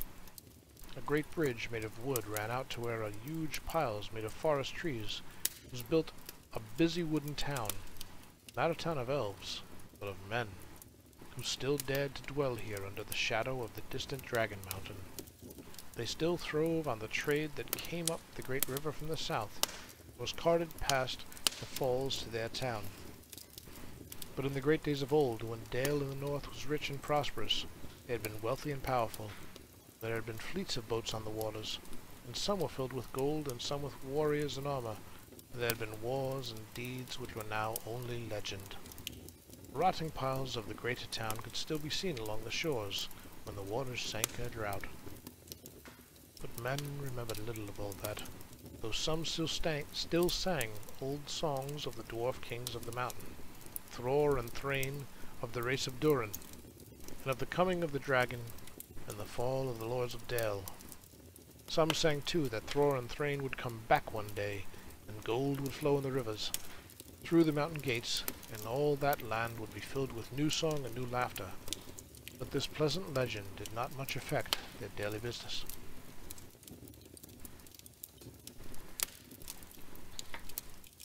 As soon as the raft of barrels came in sight, boats rowed out from the piles of the town, and voices hailed the raft steers. The ropes were cast and oars were pulled, and soon the raft was drawn out of the current of the forest river and towed away around the high shoulder of rock into the little bay of Lake Town. There it was moored not far from the shoreward head of the great bridge. Soon men would come up from the south and take some of the casks away, and others they would fill with goods they had brought to be taken back up the stream to the wood elves' home. In the meanwhile, the barrels were left afloat, while the elves of the raft and the boatsmen went to feast in Lake Town. They would have been surprised if they could have seen what happened down by the shore, after they had gone and the shades of night had fallen. First of all, a barrel was cut loose by Bilbo and pulled to the shore and opened. Groans came from inside, and out crept a most unhappy dwarf. Wet straw was in his draggled beard. He was so sore and stiff, so bruised and buffeted, he could hardly stand or stumble through the shallow water to lie groaning on the shore. He had a famished and a savage look, like a dog that has been chained and forgotten in a kennel for a week. It was Thorin, but you could only have told it by his golden chain, and by the color of his now dirty, tattered sky-blue hood with its tarnished silver tassel. It was some time before he would even be polite to the Hobbit. "Well, are you alive or are you dead?" asked Bilbo quite crossly. Perhaps he had forgotten that he had had at least one good meal and more than the dwarves, and also the use of his arms and legs, not to speak of a greater allowance of air. "Are you still in prison, or are you free? If you want food, and if you want to go on with this silly adventure, it's yours after all, and not mine. You'd better slap your arms and rub your legs and try and help me get the others out while there's still a chance." Thorin, of course, saw the sense in this, so after a few more groans he got up and helped the Hobbit as well as he could. In the darkness, floundering in the cold water, they had a difficult and very nasty job, finding which were the right barrels. Knocking outside and calling, only discovered about 6 dwarves that could answer. They were unpacked and helped ashore, where they sat or lay muttering and moaning. They were so soaked and bruised and cramped that they could hardly yet realize their release or be properly thankful for it. Dwalin and Balin were 2 of the most unhappy, and it was no good asking them to help. Bifur and Bofur were less knocked out and drier, but they laid down and would do nothing. Fili and Kili, however, who were young for dwarves, and who had also been packed into more neatly, with plenty of straw into smaller casks, came out more or less smiling, with only a bruise or 2 and a stiffness that soon wore off. "I hope I never smelled the smell of apples again," said Fili. "My tub was full of it. I smell apples everlastingly. You can scarcely move, and a cold and sick with hunger is maddening. I could eat anything in the world right now, for hours on end, but not a single apple." With the willing help of Fili and Kili, Thorin and Bilbo at last discovered the remainder of their company and got them out. Poor fat Bombur was asleep or senseless. Dori, Nori, Ori, Oin, and Gloin were waterlogged and seemed only half alive. They all had to be carried one by one, and laid helpless on the shore. "Well, here we are," said Thorin. "I suppose we ought to thank our stars and Mr. Baggins. I am sure he has a right to expect it, though I wish he could have arranged a more comfortable journey. Still, all very much at your service once more, Mr. Baggins. No doubt we shall feel properly grateful when we are fed and recovered. In the meanwhile, what next?" "I suggest Lake Town," said Bilbo. "What else is there?" Nothing else could, of course, be suggested, so leaving the others, Thorin and Fili and Kili and the Hobbit went along the shore to the great bridge. There were guards at the head of it, but they were not keeping very careful watch, for it was so long since there had been any real need. There we go. I was waiting for that.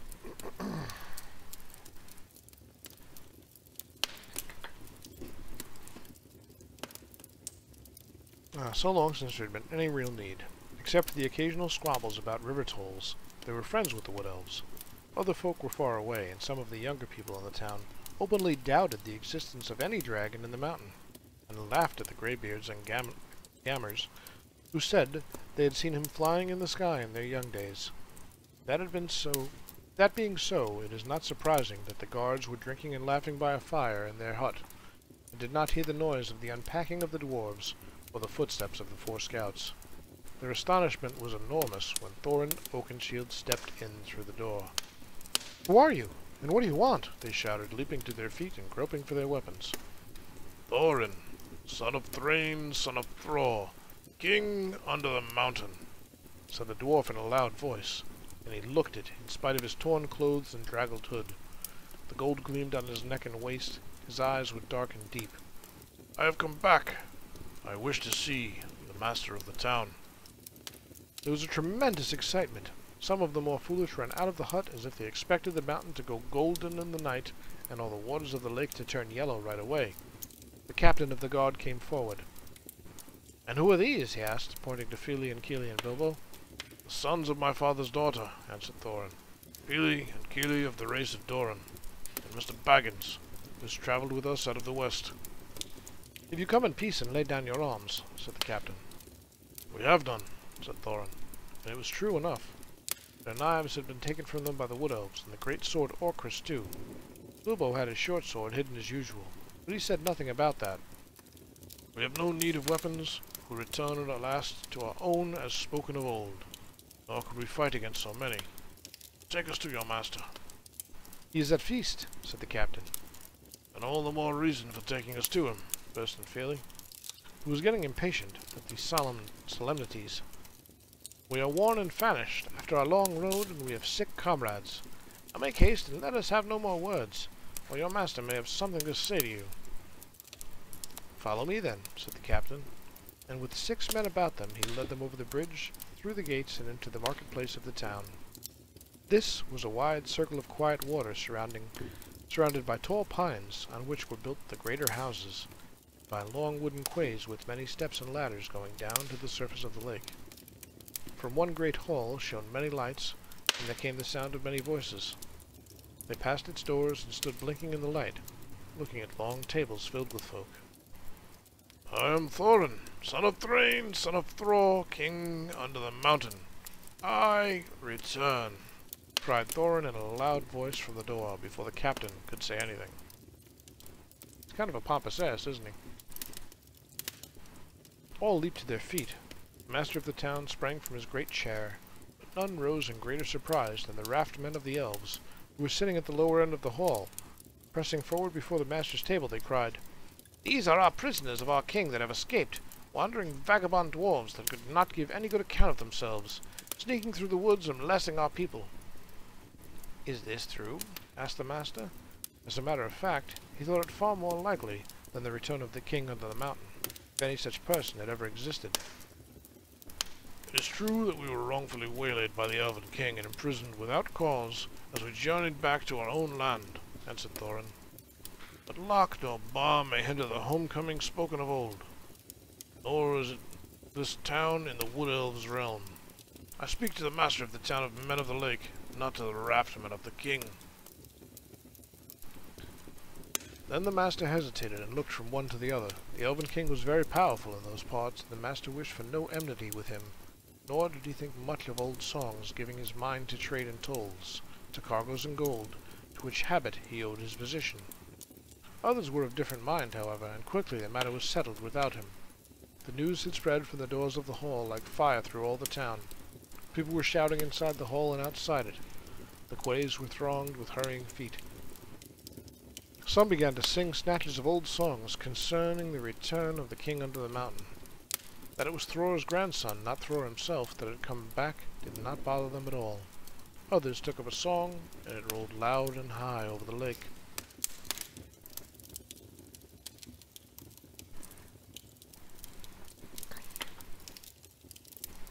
The king beneath the mountains, the king of Garvenstone, the lord of silver fountains shall come into his own. His crown shall be upholden, his harp shall be raised strong, his hall shall echo golden, to songs of yore sung. The woods shall wave on mountains and grass beneath the sun. His wealth shall flow in fountains and rivers golden run. The streams shall run in gladness, the lakes shall shine and burn, and sorrow fell and sadness at the mountain king's return.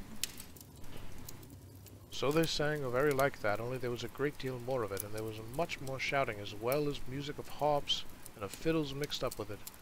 Indeed, such excitement had not been known in the town in the memory of the oldest grandfather. The wood elves themselves began to wonder greatly, and even to be afraid. They did not know, of course, how Thorin had escaped, and they began to think their king might have made a serious mistake. As for the master, he saw there was nothing else for it but to obey the general clamor, for the moment at any rate, and to pretend to believe that Thorin was what he said. So he gave up to him his own great chair, and set Fili and Kili beside him in places of honor. Even Bilbo, who was given a seat at the high table, and no explanation of where he came in, no songs had alluded to him even in the obscurest way, was asked for in the general bustle. Soon afterwards the other dwarves were brought into the town amid scenes of astonishing enthusiasm. They were all doctored and fed and housed and pampered in a most delightful and satisfactory fashion. A large house was given up to Thorin and his company. Boats and rowers were put at their service, and crowds sat outside and sang songs all day, or cheered if any dwarf showed so much as his nose. Some of the songs were old ones, but some of them were quite new, and spoke confidently of the sudden death of the dragon, and of cargoes of rich presents coming down the river to Lake Town. These were inspired largely by the master, and they did not particularly please the dwarves, but in the meantime they were well contented, and they quickly grew fat and strong again. Indeed, within a week they were quite recovered, fitted out in fine cloth, and their proper colors, with beards combed and trimmed in proud steps. Thorin looked and walked as if his kingdom was already regained, and Smaug chopped up into little pieces. Then, as he had said, the dwarves' good feeling towards the little hobbit grew stronger every day. There were no more groans or grumbles. They drank his health, and they patted him on the back, and they made a great fuss about him, which was just as well, for he was not feeling particularly cheerful. He had not forgotten the look of the mountain, nor the thought of the dragon, and he had besides a shocking cold. For 3 days he sneezed and coughed, and he could not go out. Even after his speeches, banquets were limited to, "Thank you very much." In the meanwhile, the wood elves had gone back up to the forest river with their cargoers, and there was a great excitement in the king's palace. I have never heard what happened to the chief of the guards or the butler. Nothing, of course, was ever said about keys or barrels while the dwarves stayed at Lake Town, and Bilbo was careful never to become invisible. Still, I dare say, more was guessed than was known, though doubtless Mr. Baggins remained a bit of a mystery. In any case, the king knew now the dwarves' errand, or thought he did. Pardon me. Or thought he did, and he said to himself, "Very well, we'll see. No treasure will come back through Mirkwood without my having something to say in the matter, but I expect they will all come to a bad end, and serve them right." He at any rate did not believe in dwarves and fighting and killing dragons like Smaug, and he strongly suspected attempted burglary or something like it, which shows he was a wise elf, and wiser than the men of the town, though not quite right, as we shall see in the end. He sent out his spies about the shores of the lake, and as far northward toward the mountains as they would go, and waited. At the end of a fortnight, Thorin began to think of departure. While the enthusiasm still lasted in the town, was the time to get help. It would not do to let everything cool down without delay. So he spoke to the master and his counselors, and said that soon he and his companions must go towards the mountain. And for the first time the master was surprised and a little frightened, and he wondered if Thorin was, after all, really a descendant of the old kings. He had never thought of the dwarves would actually dare to approach Smaug, but he believed they were friends who would sooner or later be discovered and be turned out. He was wrong. Thorin, of course, was really the grandson of the king on the mountain, and there is no knowing what a dwarf will not dare and do for revenge or the recovery of his own.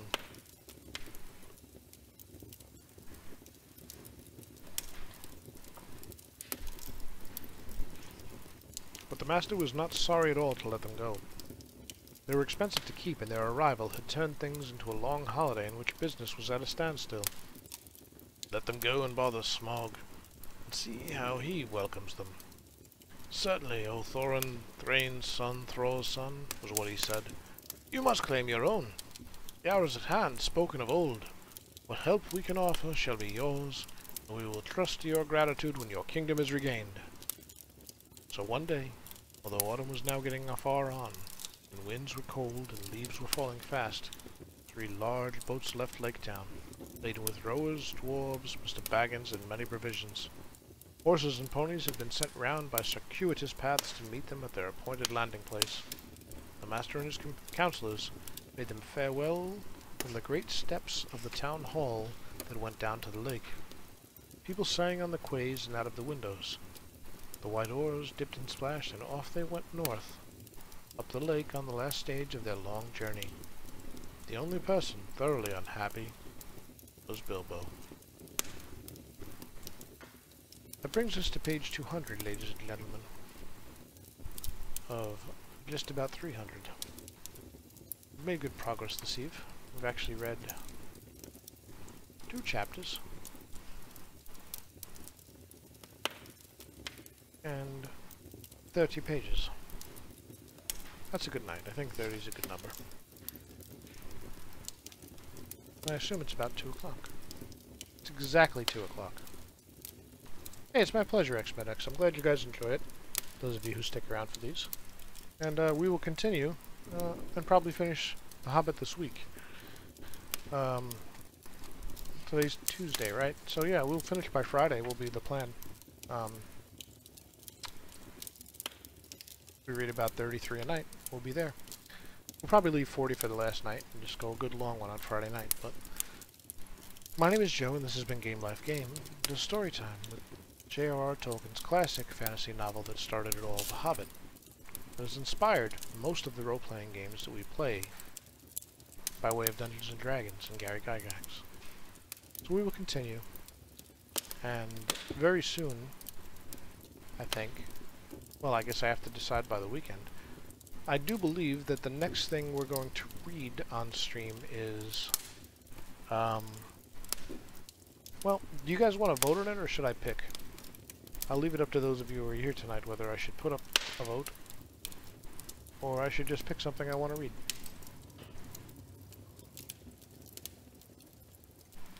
I will wait for you to tell me. Is there any, it might be up to you, Maddox. You might be the only one here. I'm sure Vane's here. I'm sure Vane and Ankeg and all the good people. Nope, that's pretty much it. Vane and Medics, it's up to you guys. Just pick my favorite. Okay. Then I'm going to go ahead and tell you now that we're going to be reading,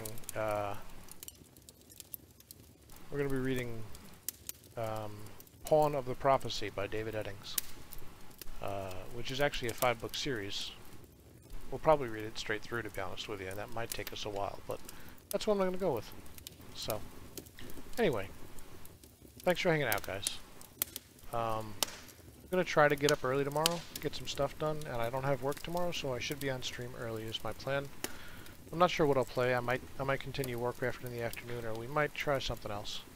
We might try to do like Duke Nukem and stuff, but are you familiar with that one? Have you read Eddings? I grew up with Eddings, like... You're working out... Oh, you're hanging out over there, Moose? That's cool. How much work could you possibly do, man? Is it made of gold now? Does it glimmer in the sun like 1,000 radiant women? You haven't read any of his? Okay, cool. That'll be fun for you. They're a little bit, you know, teen reads, maybe. And some people have issues with his writing because he writes the same story over and over again a little bit, but I'm not going to spoil it for you, I guess. They're my favorites still. He's one of my favorite authors, despite my own personal complaints. Alright, cool. Don't look them up, and you'll enjoy them. But we're going to finish The Hobbit in the next 3 nights, and we'll start that on Saturday night. When all is said and done, so. How's things, Moose? How's your channel coming along? I'm wide awake. I don't really feel like, but I feel like I should stay on schedule.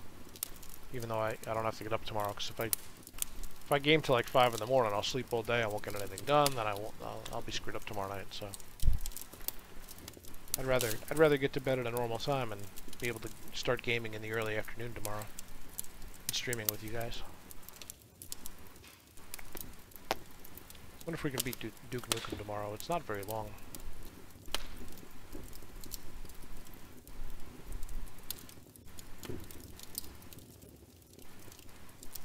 Oh, I'm sorry, Moose. Hope everything's alright.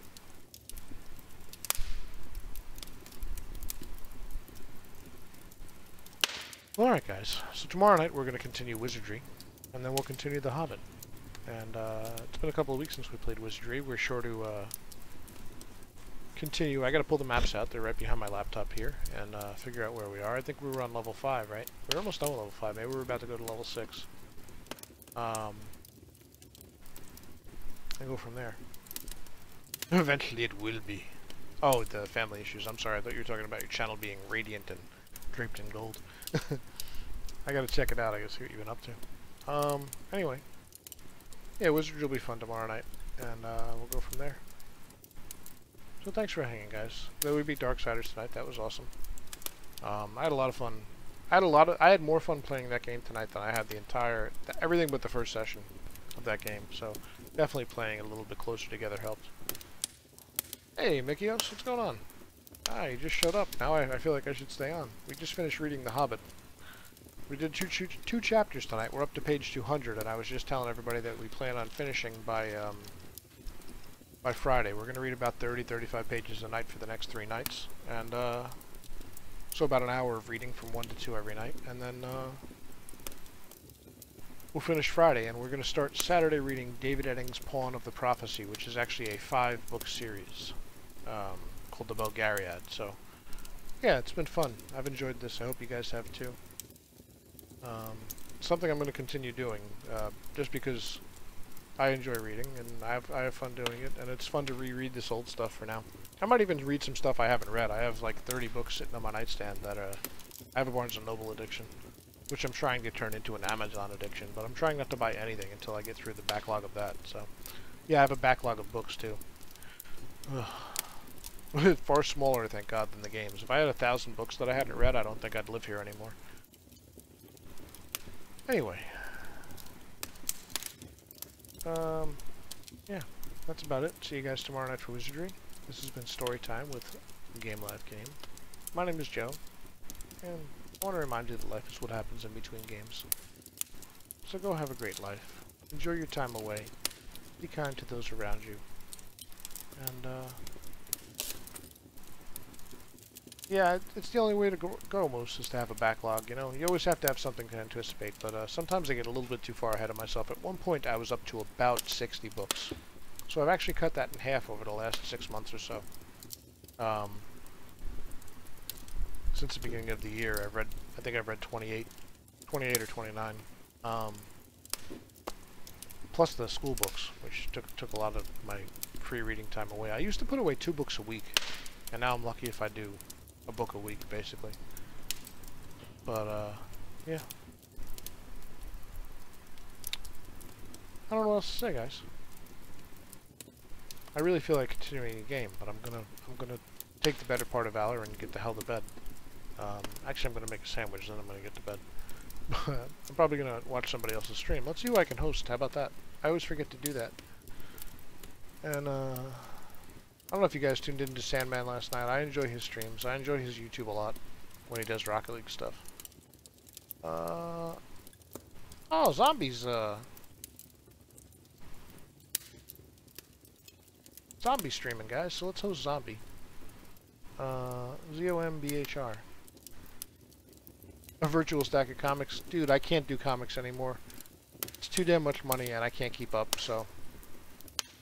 They're stored all over the house, Moose. Yeah, that's cool. What are you reading right now? Anything good?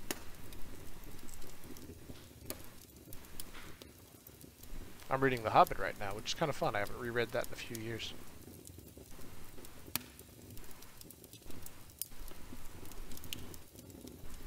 Oh, and I wonder if any of you guys are familiar with another series I'm kind of interested in reading. There's a bunch of stuff I was thinking about this the other day. There's a ton of stuff I'd love to read on stream.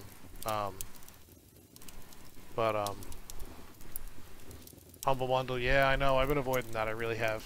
I already have too many little drains on the income. I don't know if you guys are familiar with a series called by an author named Peter Clines, and he wrote, or is in the midst of writing a series called that starts with X Heroes. It's about a group of people who were basically afflicted with superhero powers right at the time of the zombie apocalypse. And it's an interesting story about how they establish and protect a colony in Los Angeles during the zombie apocalypse. And I know zombies are overdone at this point, but this is a really unique and interesting take on it, and it's one of my favorite recent series.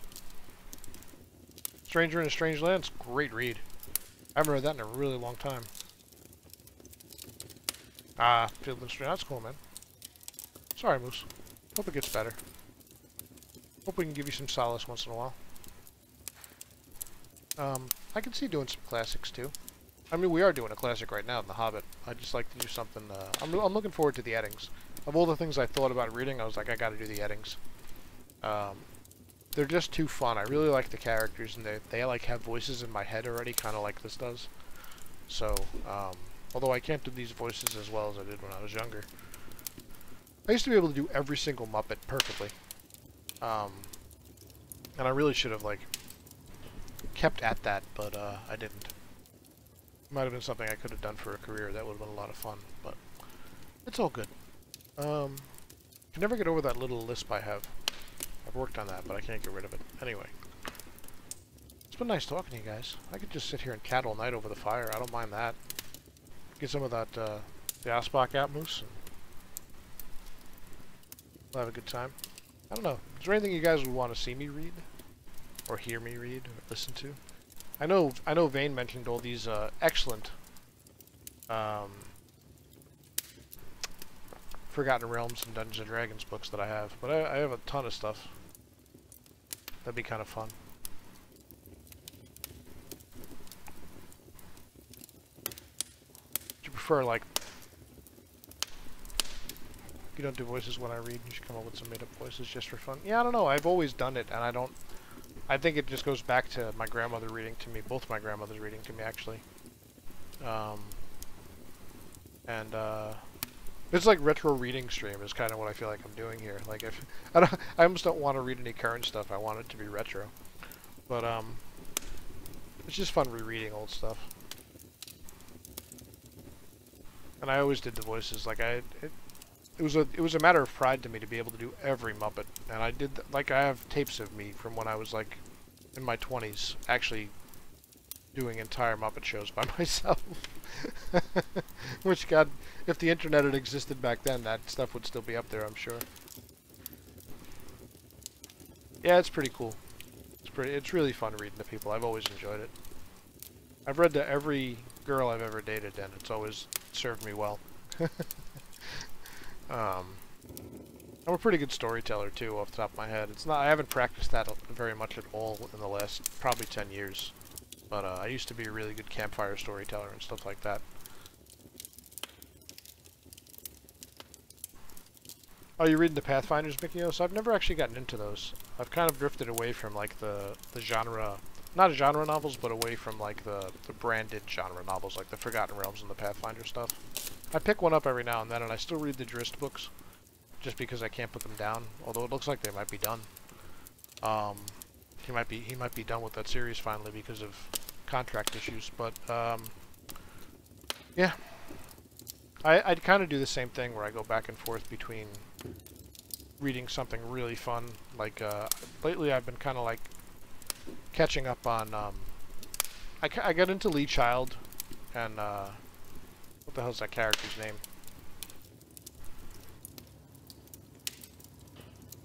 The one about the military policeman. It's a great friggin' read, and I can't think of the character's name right now. But I got into that right around when the first movie for that came out, starring Tom Cruise. And I was fortunate enough to read the first book in the series before I saw the movie, because Tom Cruise in no way resembles the character. The character is a 6'4" or 6'5" actually, mountain of a man who's an ex-military MP. And obviously Tom Cruise does not fit that mold, and it just isn't the same. But yeah, I go back and forth between a fun read and trying to read a classic. I've kind of let the classics fall by the wayside a little bit because I've been doing so much reading of literature for school. But I've also, I finally caught up on all the Jim Butcher Dresden Files books. Love those, one of my favorite series. The Ex-Heroes series I mentioned. I'm currently reading the second book of The Dark Tower. That's my pleasure read right now when I have the time. Because I've only ever read the first book. I hope to make it through that series this year. I don't think what else. I don't have a bunch of stuff. I'm always reading. Literally always reading. When I have the time, I always have a book with me, and I'm always reading. So, I'm babbling, guys. I just like talking to you guys. I haven't seen some of you guys lately. Moose hasn't been around too much. No worries. I'm not upset about it. I mean, I am upset about it. I miss you guys when you're not here, but you know, it's nice to catch up a little bit. And that's about it. That's about it. I think it'd be fun to read some poetry. You guys know Bukowski? Everybody knows Bukowski, right? I love Charles Bukowski's poetry. There's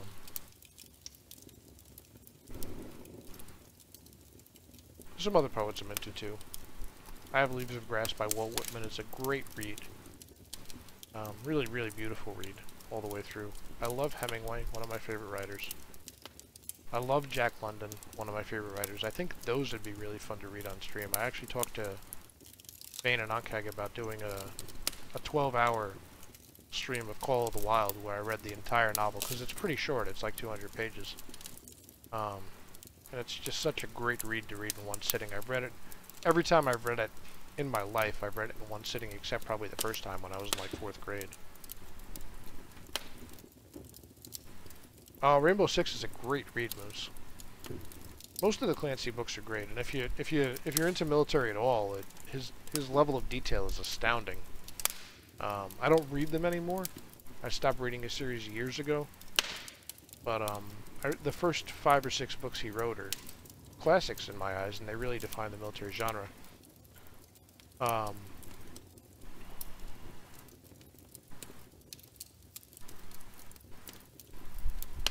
Oh, like Tales of Wonder, kind of, Mikios. Yeah, I could see. Like, what do you call it? 20,000 Leagues Under the Sea and all that kind of stuff. Yeah, I got you. Rudyard Kipling is another one of my favorites. Yeah,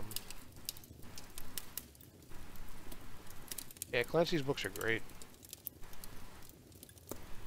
Yeah, I like Rudyard Kipling. I love The Jungle Book. It's so different from what Disney has done to it. I mean, it's not entirely different, but it's so much more serious subject matter than what Disney's done to it. The old Tarzan novels. You can't go wrong with Stephen King. Stephen King's probably the best writer of the 20th century, and probably not the 21st century. He's dropped off a little bit in quality, but of the 20th century, of the later 20th century, let's say, he's just a master writer. I wish I could write like that. Lost Fleet? I'm not familiar. You know, I've heard of Lost Fleet, but I don't know what that is exactly. I don't read a lot of space sci-fi, oddly enough. I'm in the middle of the Old Man's War series by John Scalzi right now, as well. I'm on the no, I'm about to start the 3rd book when I get around to it. I don't remember the name of it. But what else? I read so much for school this year, I don't remember what I've read for pleasure lately. Jack Reacher, that's the name of the Lee Child character. Moose, if you like a good action-y military read, check out Lee Child if you've never checked them out before. They're very fast reads, but a very badass character. Like, the only actor it should have been Ron Perlman playing him instead of Tom Cruise. That would have been a much better fit, or someone very similar to that. Some lantern-jawed jarhead is necessary for that role. Trying to think what else. I got all these bookshelves around me. Most of the books I've read recently are in any other room, though.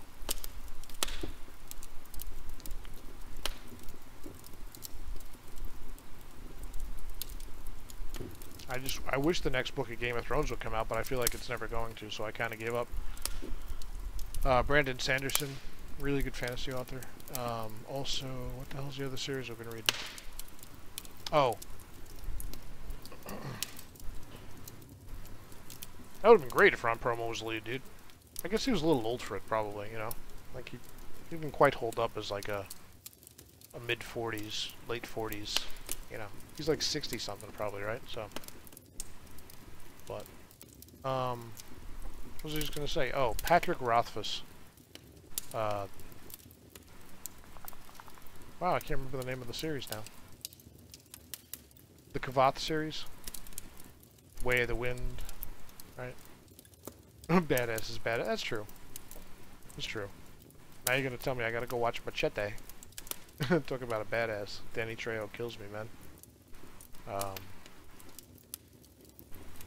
You know what I wanted to watch the other? I was trying to figure out a way. Can you guys think of a way we can watch movies together? I know we can't do it on Twitch. But I think it'd be really fun to, like... And I mean, I know everybody could watch the movie on, like, their own screen, but... That's not great. I was trying to figure out a way to watch, like, some old cheesy movies together and stuff. Not exactly Mystery Science Theater 2000 style, but, you know, kind of, because there'll be commentary and, like, we'll be chatting about them and stuff. I thought that'd be fun to watch, like, some old goofy stuff, like, not even goofy stuff, but just, you know, cult classics, kind of. Everything from Roadhouse to Blade Runner. We could have a Star Wars night. Oh my god, that'd be amazing! Just marathon the original Star Wars trilogy. Shit like that. I don't know, I want to do fun stuff. Could watch some old horror movies, like some George Romero stuff. Rest in peace, George Romero. Really good filmmaker. This just became an IRL stream. This just became like, I don't know what kind of stream this became. Who cares? Whatever, man. I'm just hanging. I got host ZOMBHR typed into my chat, and I haven't done it yet. Yeah, I know, Mystery Science Theater 3000. I heard it's not that good though. I heard it doesn't hold up. I haven't watched it yet. But you can watch like the old Ray Harryhausen movies, you know. It's on Netflix. Yeah. You know, we could watch like Jason and the Argonauts and shit like that. The old Sinbad movies. Remember Sinbad? Sinbad and the Eye of the Tiger. Good stuff. Good stuff. All sorts of funky, fun movies that nobody ever like watches anymore would be interesting. Retro movie night. We could take suggestions and like vote on a weekly or monthly movie night or something. You keep comparing it to the old show. Yeah, that's what I hear. I think it's inevitable. I think they could have done a show like it without having to try to be a direct successor to it, excuse me, because they're inviting inevitable comparisons, and sequels very rarely hold up. I mean, it's taken us fucking 30 years to get Star Wars to a point where like we can enjoy it again. You know, like the new movies, what Disney's doing is fantastic. It's just great. This should have been done years ago, you know. But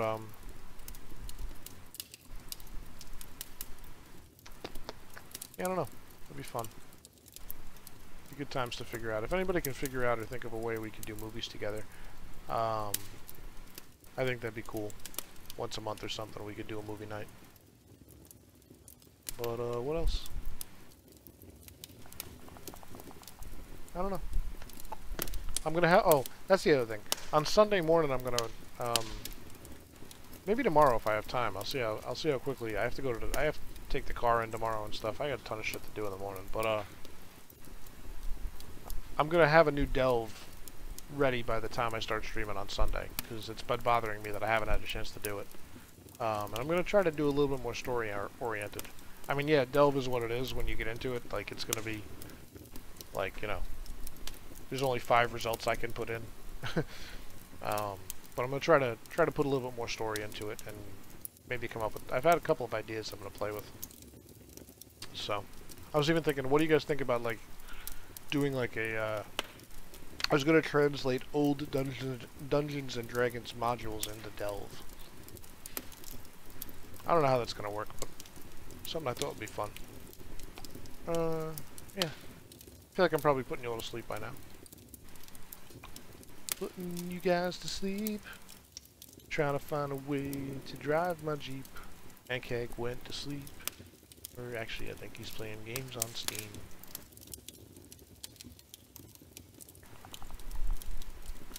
Alright. We just talked for 24 minutes about nothing. And everything. And a little bit of some things. And a few and no things. So I'm going to throw Zombie that host. Give him some love. If you haven't followed Zombie, he's a regular here. And he's been enjoying his own summer of stream a little bit because he's out of school and trying to make the most of it and grow his channel. So if you haven't dropped him a follow, please do so. Obviously, he plays zombie games, but other stuff too. I don't know. Right now he's playing? What the hell is he playing right now? Right now he's playing Nier Automata, which is a really great game, but I would really love to play myself.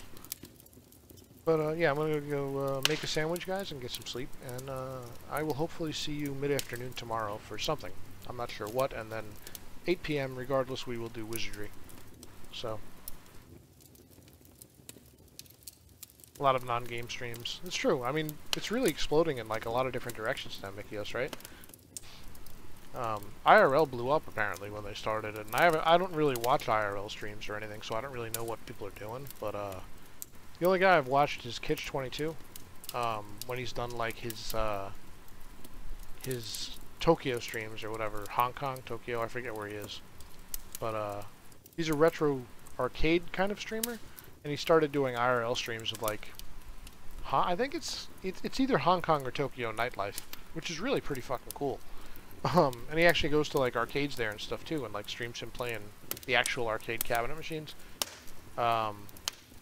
He's usually on really late for me, obviously because he lives on the other side of the planet. But maybe you know who he is, Mikios, or have caught his streams every once in a while, or something. But he's one of the more well-known and maybe early adopter retro streamers, I guess. But man, we could have read like another chapter by now. It's alright. Game devs and artists. Yeah, I've watched some artistic streams. Sadly, not sadly, but I don't generally tune into them when I do have time to watch streams. I kind of go with my old favorites or my community members and stuff. Like I try to support the GOG people, and I try to support Kilgore, and I try to, you know, like keep an eye out for people. Like I try to hang out in Keg streams and stuff because I enjoy them too. But I want to be supportive and like build that community. I think that's important. And then when I just feel like completely chilling out and having a good time while I'm usually doing something else, honestly, I watch Summit1G because he cracks me up. He's a really good fucking streamer, and he's incredibly good at games, and it pisses me off that I'm not that good at games. Although I kicked ass tonight in Darksiders. Like I did, I was impressed with myself. I was a young gamer again for a few minutes there, guys. 3 major battles tonight. No deaths during those battles. Died during stupid shit tonight, I think. Yeah, I died like falling off ledges and stuff. Ridiculous. And like battling hordes of annoying enemies. But boss battles? Bam! Nailed them. Alright. It's been fun. I guess I'm lonely. I don't want to go to bed. I'm so lonely. Hey, what's up, Charlton199? We're just kind of wrapping up, man. Thanks for checking us out. Sorry, we kind of stopped reading The Hobbit for now. We've just been chatting with my community a little bit here. We got really good people here. And we just finished up a little while ago. And we've just been talking about stuff, catching up. It's on your Steam wishlist. Yeah, we actually finished it. We're sorry, man. Really, really good game. I enjoyed the hell out of it. There are difficult moments, but once I kind of got what was going on and like I realized that I had to like JRPG a little bit and like look for the patterns. JRPG is not the right word, but it's almost more like Mike Tyson Punch-Out, figuring out the pattern of each boss. It got easier and easier, and my learning curve got better, especially playing more frequently. So that was a lot of fun. But yeah, we need to pick an action game. I have to put that list together. Moose, do you have any action games you'd like to see me stream? Next Tuesday we'll be playing The Witcher 1 by request of Silent Scream, because he's my 3-month sub, so I gave him my first 3-month sub because he subscribed to me on GameWisp as well. So I let him pick a game, flat out pick a game, and we ended up with The Witcher 1 after he actually picked 3 and we voted. But I always forget about their store. I only look at their I only look at the bundles. I always forget they have a store too, Mickey. That's a good point. And a lot of times, like, Steam and GOG sales seem to match up, but Humble Bundle has weird, like, you'll find stuff on sale on Humble Bundle at weird times when it's not on sale anywhere else. So that's a good idea. But yeah, Mickeyos and Moose, if you guys have an action game for me, I told everybody to give me 2 or 3 that they recommended, and I was gonna pick one from each person and like put up a poll or something. So let me know if there's anything you'd really want to see me play. I'm gonna finish probably BioShock. Maybe I'll play that tomorrow. I think I've really been like itching to finish Darksiders, which is done now in BioShock. So maybe after I finish Infinite, I'll be looking for another action game. So if you have any recommendations, throw them my way. Yeah, so tomorrow's Wizardry. Right now, Mondays are the longest journey. The Witcher 1's going to be starting next Tuesday. We're probably not going to finish Wizardry tomorrow. I'd be really surprised. We probably have 2 or 3 more sessions of that. But I will be putting up a poll for another dungeon crawler when we get close to the end of that. Thursday night, when we finish BioShock Infinite, I'm looking for suggestions for action games, and we're going to continue with Roller Coaster Tycoon for a little while. Sounds good, Moose. And I'm open to, like, any kind of action game. Just not RPG. Let's keep them, like, you know, not action RPG. Let's keep it. Because Witcher's going to be our action RPG, and Wizardry right now is our dungeon crawl RPG, and that's kind of where I'm going to go with those. But, so shooters are fine, stuff like BioShock's fine, stuff like Tomb Raider is fine, stuff like Darksiders is fine, you know. Pure action. That's about it. I should stop babbling, let you guys go enjoy another stream. Make sure Zombie's still hosting before I drop the host. Let me refresh my followed here.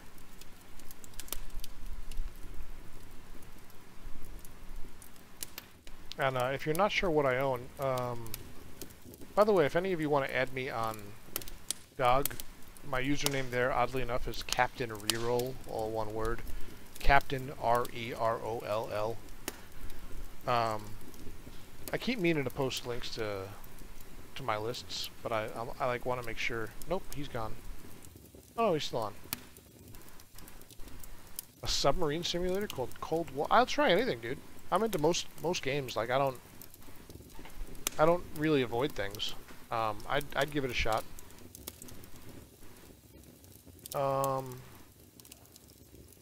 Yeah, Zombie's still streaming, so I'll throw him the host now, guys. Have a good night. Once again, my name is Joe. This has been Game Life Game. Be awesome. See you next game. Otherwise, we'll keep talking all night. I'll never get any sleep. I won't get to eat my bologna sandwich, which I really want right now.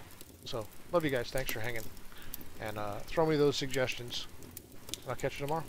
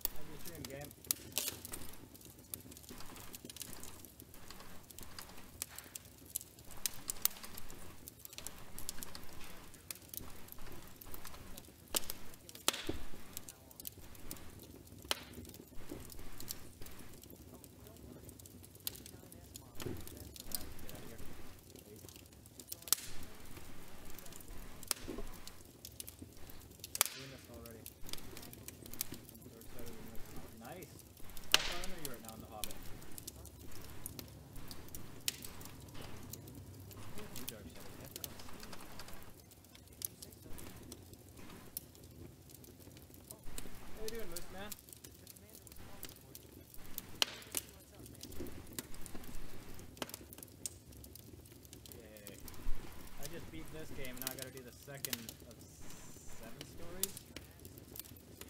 We just got to my... Okay.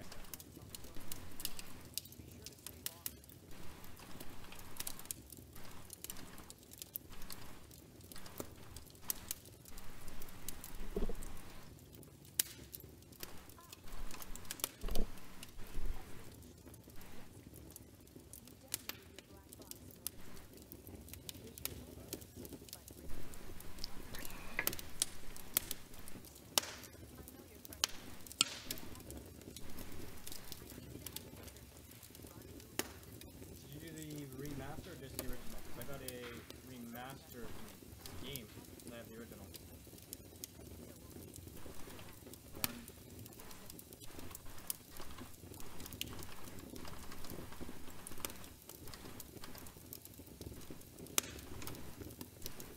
I bought it way back a couple years ago before I had a computer that was able to run it, and just never played it. Had a lot of games on my wish list, which is good for me streaming because I got a lot of games to do. Probably play it.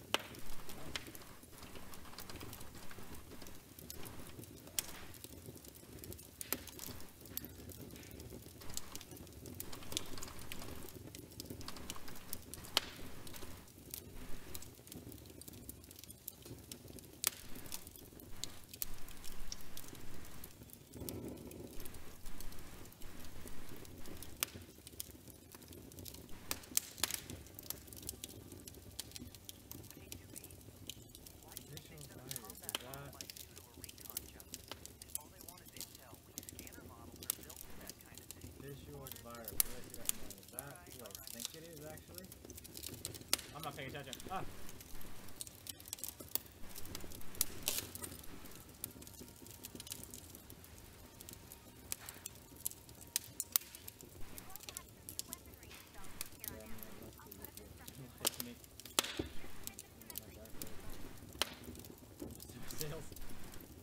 That's like me. I bought 5 or 6 games on the summer sale that I want to play, and I still got a list, I don't know how long, of stuff I have to complete.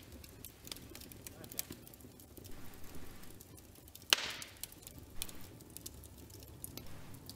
Stop playing 2K, don't care about achievements. Achievements are pointless in a game anyways. At least in my opinion.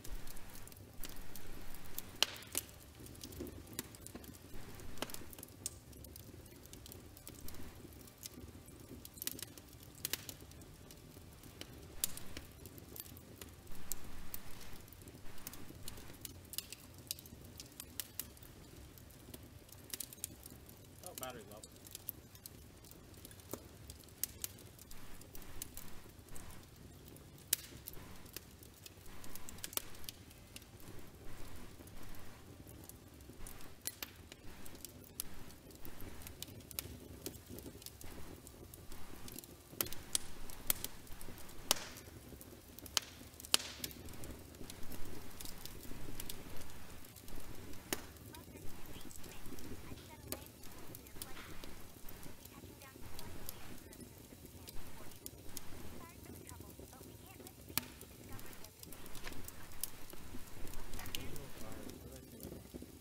Let me be a streamer. Is that who I think it is? Visual virus.